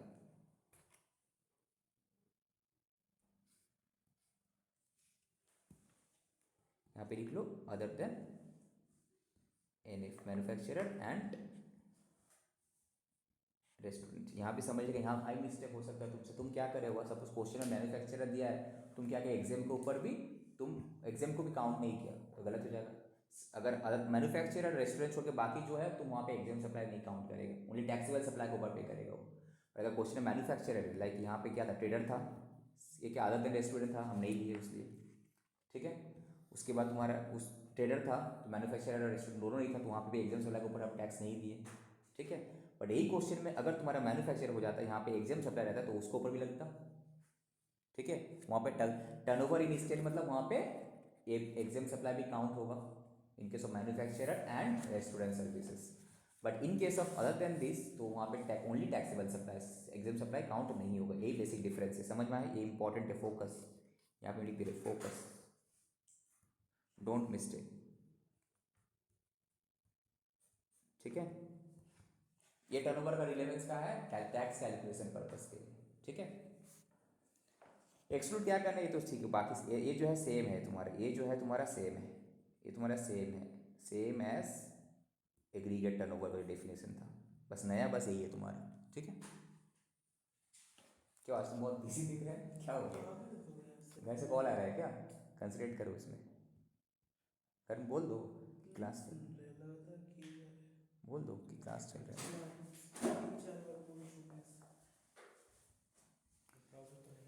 कुछ प्रॉब्लम है क्या? ठीक है, आराम से बोल दो। अब फोटोग्राफर जो चंपक, तो फोटोग्राफर है तो मतलब रेस्टोरेंट भी नहीं है, मैन्युफैक्चरर भी नहीं है, तो उसका केस में एग्जाम सप्लाई हम काउंट नहीं करेंगे टैक्स कैलकुलेशन में, राइट? अदर देन का अंदर आ जा रहा है तो फोटोग्राफर, बट उसका रेट क्या होगा तुम्हारा सर्विस में अगर है तो रेट क्या हो जाएगा, 6% हो जाएगा आरसीएम में, सॉरी आरसीएम बोल रहे कंपोजिशन लेवी में। तो अब photographer Champak has commenced the providing photography services, तो उसका रेट क्या होगा 6%, बिकॉज अदर देन रेस्टोरेंट है। 6% मतलब क्या, 3+3 नॉट 12। ठीक है, and Delhi from April this year, इसका turnover for various quarter till December अभी तक का कितना है, अप्रैल टू जून इतना, जुलाई टू सितंबर इतना, अक्टूबर दिसंबर इतना, अलग अलग दिया हुआ है। वेरी वेरी इंपॉर्टेंट है इस टाइप का question. In this given case since Champak has started the supply of services in the current financial year, इसी साल में खुद किया है, तो उसका aggregate turnover in the preceding financial year is क्या हुआ, nil. Consequently in the current financial year he is eligible for composition scheme में। अगर कोई फर्स्ट टाइम बिजनेस स्टार्ट करता हो तो एलिजिबल ही है, बिकॉज प्रीवियस ईयर में तो उसका टर्नओवर नील है, correct. Now he becomes eligible for registration. अब वो रजिस्ट्रेशन कब करेगा, जब उसका टर्नओवर 20 लाख क्रॉस करेगा, माने कंपोजिशन स्कीम के लिए एलिजिबल था, बट जीएसटी में रजिस्ट्रेशन कब करेगा, जब उसका टर्नओवर, इस अप टू हिम वॉलंटरली कब कर सकेगा, जब उसका टर्नओवर 20 लाख क्रॉस करेगा, 20 लाख का लिमिट है रजिस्ट्रेशन का। Now while registering under GST ही ऑप्ट, जब रजिस्ट्रेशन किया तब, बिकॉज हम जी ऑप्ट कब करते हैं हम लोग, जब दो सिचुएशन, एक फर्स्ट टाइम रजिस्ट्रेशन करें उस टाइम में ऑप्ट कर लिए, या फिर रजिस्ट्रेशन पहले ले लिए बाद में हम डिसाइड किए कि नहीं हम कंपोजिशन लेंगे, दोनों सिचुएशन हो सकता है यहाँ पे, ठीक है। तो while registering under GST opts for composition scheme for services, ठीक है, उस टाइम में ले लिया। Now for determining his turnover of the state for payment of tax under composition scheme of service, turnover of April to June 20 lakh shall be excluded as the value of supplies from the first day of April of a financial year up to the date when such persons becomes liable for registration under this act to be excluded for this purpose। देखो यहाँ पे था ना, ये रहा, कहाँ गया ये वाला, या फिर यहाँ पे अगर जाए तो यहाँ पे जो हम लोग का पॉइंट था, कहाँ गया पॉइंट, ये रहा पॉइंट, बोला ना सेल नॉट इंक्लूड, जो टैक्स कंप्यूट करने के लिए जो टर्नओवर निकालते हैं उसमें कौन सा एक्सक्लूड नहीं होगा। तुम फर्स्ट टाइम बिजनेस कर रहे हैं, तुम क्या है रजिस्ट्रेशन तब कब करेगा तुम, जब तुम्हारा रजिस्ट्रेशन का लिमिट क्रॉस करेगा 20 लाख। अगर तुम रजिस्ट्रेशन नहीं किया, तुम जीएसटी में रजिस्टर्ड नहीं था, तो उससे पहले का जो तुम्हारा जो सेल हुआ होगा उसमें तुम लायबल नहीं जीएसटी पे करने के लिए, लॉजिकल भी है। हम मेरा 20 लाख लिमिट नहीं था, 6 महीना हो गया, तो 6 महीने में हम जो भी सेल किए उसके ऊपर जीएसटी क्यों पे करें, करेक्ट। तो जब हम रजिस्ट्रेशन कर लिए उसके बाद के जो सेल है वो मेरे रिलेवेंट है। तो वही वहाँ पे बोल रहा कि भाई जो सप्लाई किए first day of April up to the date when such person becomes liable for registration under GST, तब तक का सेल को हटा दो for the purpose of calculation of tax on turnover. समझ में आया, वो वाला को हटा देना है, लॉजिकल भी है। हम तो अभी तक रजिस्ट्रेशन नहीं थे तो वो वाला के ऊपर क्यों टैक्स पे करें, तो वही चीज़ यहाँ पे बोल रहा है, वही चीज़ यहाँ भी लिखा हुआ देखो। वैल्यू ऑफ सप्लाईज एक्सक्लूड में क्या होगा important, value of supplies from the first day of April of a financial year up to the date when such person becomes liable for registration under this act, ठीक है, वो क्या होगा exclude हो जाएगा, काउंट करने नहीं है। देखो यहाँ पे काउंट नहीं करना ना यहाँ पे। तो अभी वो रजिस्ट्रेशन कब किया होगा, 20 लाख क्रॉस किया जून में, जून के बाद ही किया होगा, दैट मीन्स उससे पहले जब 20 लाख का था वो क्या होगा एक्सक्लूड हो जाएगा, राइट। सो उसके बाद 30 लाख के ऊपर टैक्स पे करेगा कितना 6%, करेक्ट। एंड अगेन बाकी जो तुम्हारा 20 लाख के ऊपर अगेन वो टैक्स पे करेगा, ठीक है। So by the end of July September, by the end of July September से एग्री का टर्नओवर कितना हुआ 20 + 30 50 लाख हो गया। अब तो उसका लिमिट क्रॉस करे जा रहा है, अब तो कंपोजिशन में नहीं रह पाएगा, हाँ कि नहीं। वो था ना the moment he reach that limit, तो उसका जो स्कीम था इट विल बी लैप्स्ड। तो क्या consequently his option to avail composition scheme for services shall be lapsed, कब से, सितंबर के बाद वाले से। दैट मीन्स अब अक्टूबर से क्या करेगा, और नॉर्मल जो रेट ऑफ टैक्स है इसके ऊपर सपोज 18% टैक्स था, तो 18% पे टैक्स पे करेगा, करेक्ट। ये पूरा अच्छा था ना, पूरा अभी तक जो भी सीखा पूरा एक जगह पूरा कंबाइन किया, एक जगह तुम्हारा एक है कंपाइलर एक जगह कंपाइल करके पूरा दे दे, कंबाइन कंसेप्ट है पूरा। देखो यहाँ पे लिखा while computing the aggregate turnover for determining the चंपक का eligibility to pay tax under composition scheme, value of supplies from the first day of the April of a financial year up to the date when such persons become liable for registration are included. Just turnover calculate करने के लिए calculate aggregate turnover में आएगा, but इसमें नहीं आएगा, tax वाला जो टर्नओवर कैलकुलेट करेगा उसमें नहीं आएगा, ठीक है। बिकॉज देखो यहाँ पे हम जब एग्रीगेट टर्न हम एक या 20 + 30 मिला के 50 किया ना, तो एग्रीगेट टर्नओवर का डेफिनेशन तुम्हारा आएगा, तुम उससे पहले भी तुम सेल किया तो वो भी काउंट करेगा, वो तो लॉजिक भी है भाई। बिकॉज 20 लाख का हम अगर वो काउंट नहीं करें तो कभी भी रजिस्ट्रेशन का लिमिट क्रॉस ही नहीं करेगा तब। But for the purpose of aggregate turnover in state जिसके ऊपर टैक्स पे करेंगे, उसमें क्या करेंगे, जब तक तुम रजिस्ट्रेशन नहीं किया था जीएसटी में उससे पहले का जो भी सेल था उसको काउंट नहीं करना है। इसमें क्या हम लोग नया सीखे, नॉर्मली क्या था, सपोज तुम एक बिजनेस स्टार्ट किया, तो बिजनेस करेंट ईयर में अगर स्टार्ट किया, प्रीवियस में तुम्हारा टर्नओवर लिमिट नील था, तो you are eligible for composition scheme, correct. अब क्या किया, हम बिजनेस स्टार्ट किए तो हम रजिस्ट्रेशन नहीं किए जीएसटी में, क्यों, बिकॉज मेरा लिमिट तो जीरो है, अभी तो हम 20 लाख क्रॉस ही नहीं किए। The moment you have cross the limit 20 lakh तुम जीएसटी में रजिस्टर किया। अब जब रजिस्ट्रेशन किया तुम्हारे पास ऑप्शन था, तुम नॉर्मल भी कर सकता है, कंपोजिशन भी जा सकते हैं, तो हम क्या किया कंपोजिशन किया, बिकॉज मेरा प्रीवियस ईयर का लिमिट 1.5 करोड़ से कम है, दैट इज नील है, हो गया। अब क्या हुआ, अब सपोज फर्स्ट क्वार्टर का तो टैक्स पे करने को बोलेगा, तो तुम्हारा आंसर ये होगा फर्स्ट क्वार्टर का हम टैक्स नहीं पे करेंगे, बिकॉज फर्स्ट क्वार्टर में तो हम अनरजिस्टर्ड थे जीएसटी में। तो रजिस्ट्रेशन से पहले जीएसटी में रजिस्ट्रेशन का पहले जो हम सेल किए होंगे, ठीक है, उसका ऊपर कोई टैक्स देने की जरूरत नहीं, बिकॉज मना कर दी ना। Value of the supplies from the first day of the April up to the date when you are eligible liable या फिर एलिजिबल फॉर रजिस्ट्रेशन, तब तक का जो तुम्हारा सेल किया होगा before, that is pre GST की बिफोर रजिस्ट्रेशन, बिफोर रजिस्ट्रेशन का जो भी तुम सेल किया होगा वो काउंट नहीं होगा for the purpose of tax calculations. उसके बाद वाला काउंट होगा, बट हाँ ये 20 लाख काउंट होगा जब एग्रीगेट टर्नओवर का जो लिमिट क्रॉस से करते हैं ना, कहीं मेरा करंट ईयर में मेरा लिमिट 50 लाख तो क्रॉस, बिकॉज सर्विस का लिमिट कितना था 50 लाख, कंपोजिट स्कीम का 50 लाख तो क्रॉस नहीं किया। द मोमेंट 50 लाख क्रॉस हो गया तो अब हमारे पे लैप्स हो जाएगा। अब जो यहाँ पे नॉर्मल स्कीम में हम आ जाएंगे, 20 लाख जो टैक्स पे करेंगे नॉर्मल स्कीम में पे करेंगे, ठीक है। अब इसको हम क्विक रिविजन भी कर देंगे, don't worry. Who are not eligible for composition scheme, जो section 10 subsection 2 and subsection 2A important है ये समझना, तब जाके हम लोग का ये मुद्दा खत्म होगा। और कितना बचा हुआ इसमें देख लेते हैं।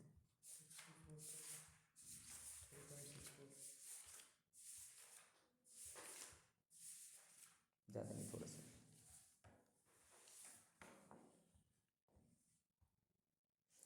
कौन कौन तुम्हारा एलिजिबल नहीं है इसमें बताओ, एक तो तुम लोगों को पता है कौन कौन नहीं, इंटर स्टेट करेगा तो नहीं होगा तुम्हारा, ठीक है। The registered person who is not eligible for composition, ठीक है, कौन नहीं है। Supplier engaged in making any supply of goods और services which are not liable to tax, भाई जिसके लिए तुमको टैक्स देने का जरूरत ही नहीं है, तो उसको रजिस्ट्रेशन करके फ़ायदा क्या है, तुम कंपोजिशन स्कीम में आने का कोई ज़रूरत ही नहीं है। तुम ऐसा कोई गुड्स बेच रहा है जिसमें तुम्हारा you are not liable for tax, that is exempt है, ज़रूरत नहीं है, दैट इज हम बोल सकते हैं एग्जेम्प्टेड, एग्जेम्प्टेड सप्लाईज। अगर तुम्हें एग्जेम्प्टेड सप्लाईज में कुछ है तो करने की ज़रूरत ही नहीं है।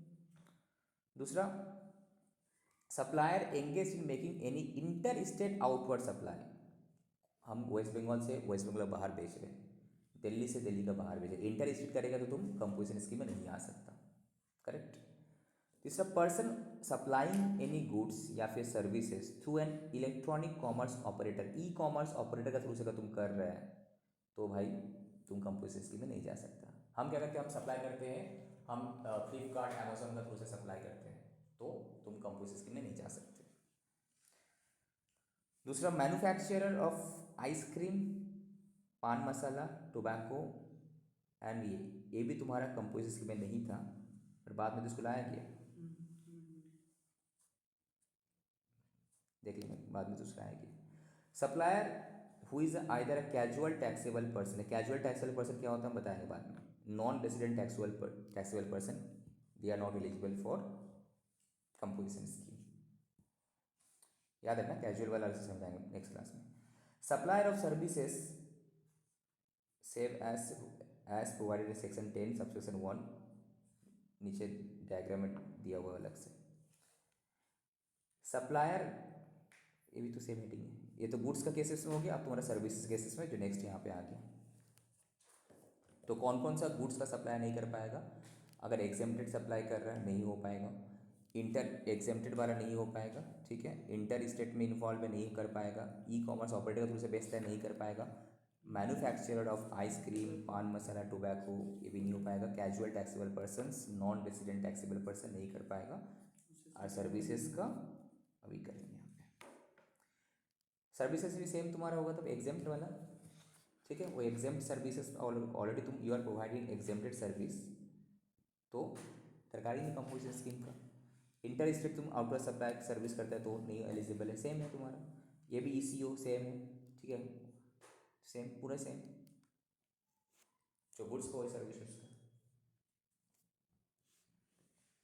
देर is no restrictions on composite supplier to receive, एक चीज़ देखो तुम लोग को यहाँ पे मना क्या किया कि तुम आउटवर्ड सप्लाई नहीं कर सकते, बट हम आउटवर्ड से परचेस तो कर सकते हैं, हम एक स्टेट से दूसरे स्टेट में बेच नहीं सकते, बट बाहर स्टेट से माल खरीद तो सकते हैं, बाहर स्टेट से हम सर्विस तो ले सकते हैं। तो ये चीज़ याद रखना इंपॉर्टेंट है, कहीं क्वेश्चन में दे तुम गलती मत कर देना, वहाँ पे रेस्ट्रिक्शन है आउटवर्ड सप्लाई के ऊपर, inter state outward supply, inter state तो कर सकते, इंटर स्टेट नहीं कर सकते, बट बाहर से इंटर स्टेट परचेस तो इनवर्ड सप्लाई तो कर ही सकते हैं हम, उसमें कोई रेस्ट्रिक्शन नहीं है, right. A person engage in marginal supply of services other than restaurant services are also eligible for composition levy of goods. इसका अलग से करते हैं हम लोग, नेक्स्ट क्लास से हम लोग यहाँ से स्टार्ट करेंगे, ठीक है, यहाँ से स्टार्ट करेंगे तो ये ख़त्म हो जाएगा,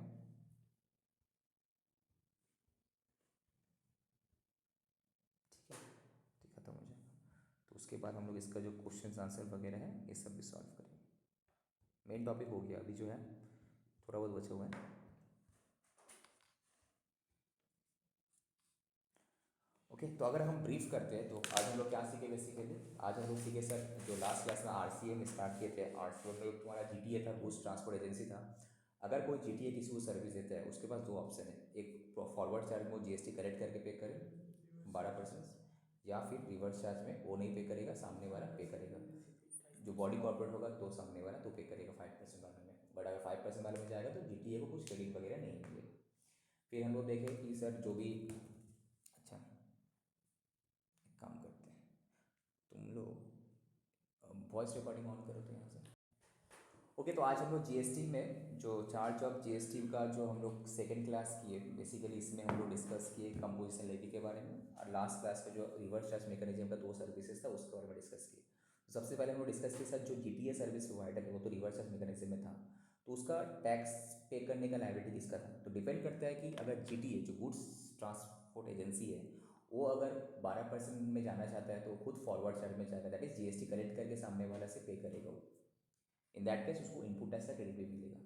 अगर वो 5% में जाना चाहता है that is he will not take any responsibility of paying any GST। जो रिसिपिएंट ऑफ सर्विसेज है जो बॉडी कॉर्पोरेट है उसको GST पे करना है, तो 5% रेट में सामने वाला जो रिसिपिएंट है वो पे करेगा। इन दैट केस जो GTA है उसको कुछ इनपुट सर्विस का जो क्रेडिट वगैरह इनपुट टैक्स का नहीं मिलेगा। नेक्स्ट हम लोग देखें रेंटिंग ऑफ मोटर व्हीकल, ये भी तुम्हारा रिवर्स चार्ज मैकेनिज्म में था। इसका केस में टैक्स पे करने का रिस्पॉन्सिबिलिटी किसका है, इसके लिए भी दो सिनेरियो आएगा। जो सामने वाला जो सर्विस प्रोवाइडेड था वो अगर बॉडी कॉर्पोरेट है तो उसको फॉरवर्ड चार्ज में जाने पड़ेगा 12%, ठीक है। अगर वो बॉडी कॉर्पोरेट नहीं है तो उसके पास ऑप्शन है कि वो चाहे तो 12% में जा सके, वो चाहे तो RCM रिवर्स चार्ज मैकेनिज्म में भी जा सकता है। अगर वो बॉडी कॉर्पोरेट नहीं है, non body corporate service provider, and जो सर्विस रिसिपिएंट है वो अगर बॉडी कॉर्पोरेट है तो RCM में जा सकता है, कितना 5%। बट अगर सामने वाला सपोज सर्विस प्रोवाइडर भी नॉन बॉडी कॉर्पोरेट है, सर्विस रिसिपिएंट भी नॉन बॉडी कॉर्पोरेट, या फिर service recipient non body corporate है, सामने वाला जो प्रोवाइडर बॉडी कॉर्पोरेट, तो क्या होगा तब फॉरवर्ड चार्ज में 12% से जाने पड़ेगा। फिर आज का क्लास में हम लोग कंपोजिशन लेवी का ऊपर करे हैं, सीखे हम लोग सेक्शन 10। वहाँ पे क्या था, कंपोजिशन स्कीम बेसिकली किसके लिए आया था, स्मॉल टैक्स पेयर लोग को, जो स्मॉल बिजनेसमैन है उसके लिए रिलीफ के लिए आया था। कंप्लायंस कॉस्ट कम हो, GST का रेट कम करने के लिए यहाँ पे लाया गया, सो दैट मल्टीपल जो हर महीना टैक्स रिटर्न लगाने पड़ते हैं GST को उतना सारा का जरूरत नहीं पड़ेगा, क्वार्टर एक एनुअल रिटर्न लगाएगा, क्वार्टरली टैक्स पे करेगा, तो ये सब बेनिफिट उसका है। बट इसमें एक डिसएडवांटेज क्या था, जो कंपोजिशन स्कीम में अगर तुम जाएगा जो बिजनेसमैन, उसको कोई चीज़ का इनपुट टैक्स क्रेडिट नहीं मिलेगा।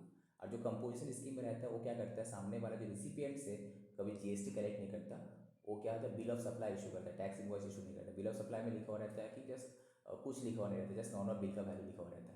वो क्या करता है, उसका जो भी टर्नओवर होता है बेस्ड ऑन दैट टर्नओवर एक सर्टेन परसेंटेज उसको GST पे करनी पड़ता है। अब यहाँ पे 3-4 चीज़ है कि एक के सर कंपोजिशन स्कीम का लिमिट क्या है, तो यहाँ पे एग्रीगेट टर्नओवर का लिमिट है for in case of goods, goods का अगर तुम सप्लाई ऑफ गुड्स कर रहे हो तो गुड्स का केस में 1.5 करोड़।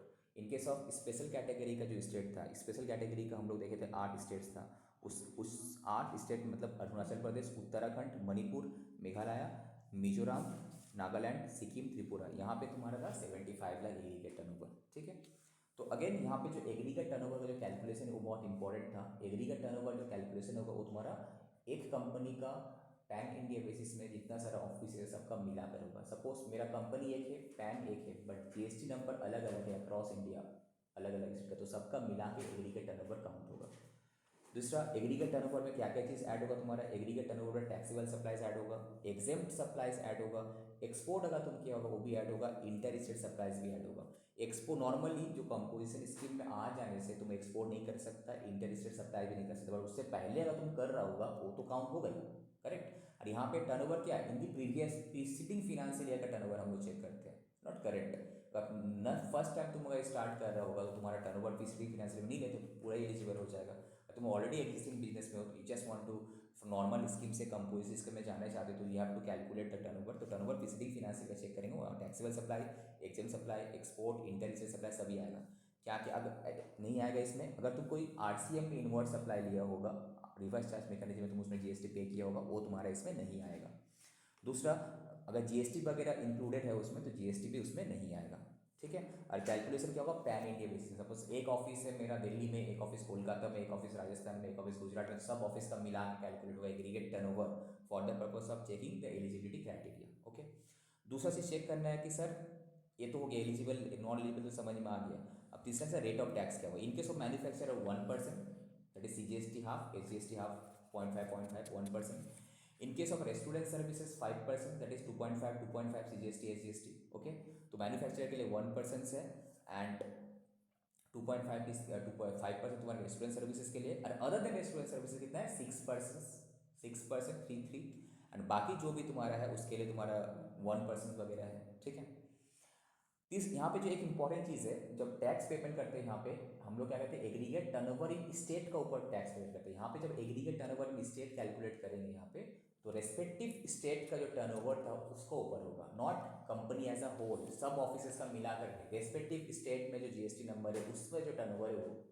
और एक इंपॉर्टेंट पॉइंट यहाँ पे ये था कि अगर तुम मैन्युफैक्चरर नहीं हो, अगर तुम रेस्टोरेंट सर्विस में नहीं हो, तो other than this two thing in that case तुम्हारा एग्जेम सप्लाई भी जो है, एग्जेम सप्लाई के ऊपर भी टैक्स पे करने का जरूरत नहीं। नॉर्मली एग्जेम सप्लाई तुम्हारा आता है एग्रीगेट टर्नओवर का डेफिनेशन में आता है, बट यहाँ पे जब टैक्स पेमेंट करेंगे तुम्हारा, अगर तुम रेस्टोरेंट सर्विस में नहीं होगा, तो मैन्युफैक्चरर में नहीं हो, तो तुम्हारा सिर्फ टैक्सेबल सप्लाई जो होता है उस टैक्सेबल सप्लाईज का ऊपर क्या होगा, टैक्स पे करना है। इनकेस ऑफ नॉर्मली 1% होगा, रेस्टोरेंट में 5 तुम्हारा, अदर देन रेस्टोरेंट 6% है सर्विसेज वाला, अब बाकी तुम्हारा गुड्स में 1% है, अब मैन्युफैक्चरर में अगर तुम्हारा 1% है। बट अगर मैन्युफैक्चरर है, रेस्टोरेंट सर्विसेज है, वहाँ पे तुम्हारा जो हम लोग टर्नओवर करेंगे, turnover of state means taxable supply भी आएगा, एग्जेम सप्लाई भी आएगा, दोनों के ऊपर तुमको 1% in case of manufacturer, 5% in case of restaurant services वो टैक्स पे करना है। और ये टैक्स पेमेंट हम लोग क्वार्टरली बेसिस में करते हैं, राइट। यहाँ पे इंपॉर्टेंट पॉइंट क्या है, दोनों में डिफरेंस, बेसिक डिफरेंस क्या है बेसिकली, यहाँ पे एग्रीगेट टर्नओवर बेसिकली आता है कि एलिजिबिलिटी क्राइटेरिया चेक करने के लिए, तो वहाँ पे अक्रॉस इंडिया जो पैन इंडिया में जितने भी सारे ऑफिस था वो सबका ऐड हो जाएगा, ठीक है। उसमें क्या क्या आएगा, टैक्सेबल सप्लाईज आएगा, एक्सएम सप्लाईज आएगा, इंटर स्टेट सप्लाई आएगा, एक्सपोर्ट आएगा। क्या नहीं आएगा, आरसीएम में कुछ अगर सर्विस लिया हुआ या फिर सप्लाईज लिया तो वो नहीं आएगा, टैक्स वगैरह एडेड है तो नहीं आएगा, ठीक है। दूसरा चीज़ तुम्हारा जो यहाँ पे रजिस्ट्रेशन पर्पज के लिए जो हम लोग चेक करते हैं यहाँ पे कि रजिस्ट्रेशन से पहले जो हम सेल किए होंगे वो तुम्हारा इसमें काउंट नहीं होगा। रजिस्ट्रेशन से पहले जो सेल किए होंगे, जो टैक्स पेमेंट जब हम करेंगे, टैक्स पेमेंट जब करेंगे तो उसमें रजिस्ट्रेशन पहले, रजिस्ट्रेशन मतलब जीएसटी में रजिस्ट्रेशन करने से पहले जो हम सेल किए होंगे, वो चाहे एक्सएम सप्लाई हो, नॉर्मल सप्लाई हो, उसको तुम्हारा उसको ऊपर टैक्स पे करने का जरूरत नहीं। रजिस्ट्रेशन का बाद जो तुम सेल किया होगा उसको ऊपर तुमको टैक्स पे करना है, ओके। इसको बेस करके हम बहुत सारे एग्जाम्पल भी यहाँ पे सीखे हैं, बस यही तो था। अरे 7 मिनट हो गए, तब से यही सीखे हम लोग, सेव हो गया नहीं हुआ। जीएसटी पे जो चार्ज ऑफ जीएसटी का जो हम लोग सेविंग क्लास किए बेसिकली इसमें, ठीक है, इसको भेज दो हमको। ठीक है अर्चना, कोई डाउट? नहीं। ठीक है, एंड करते हैं।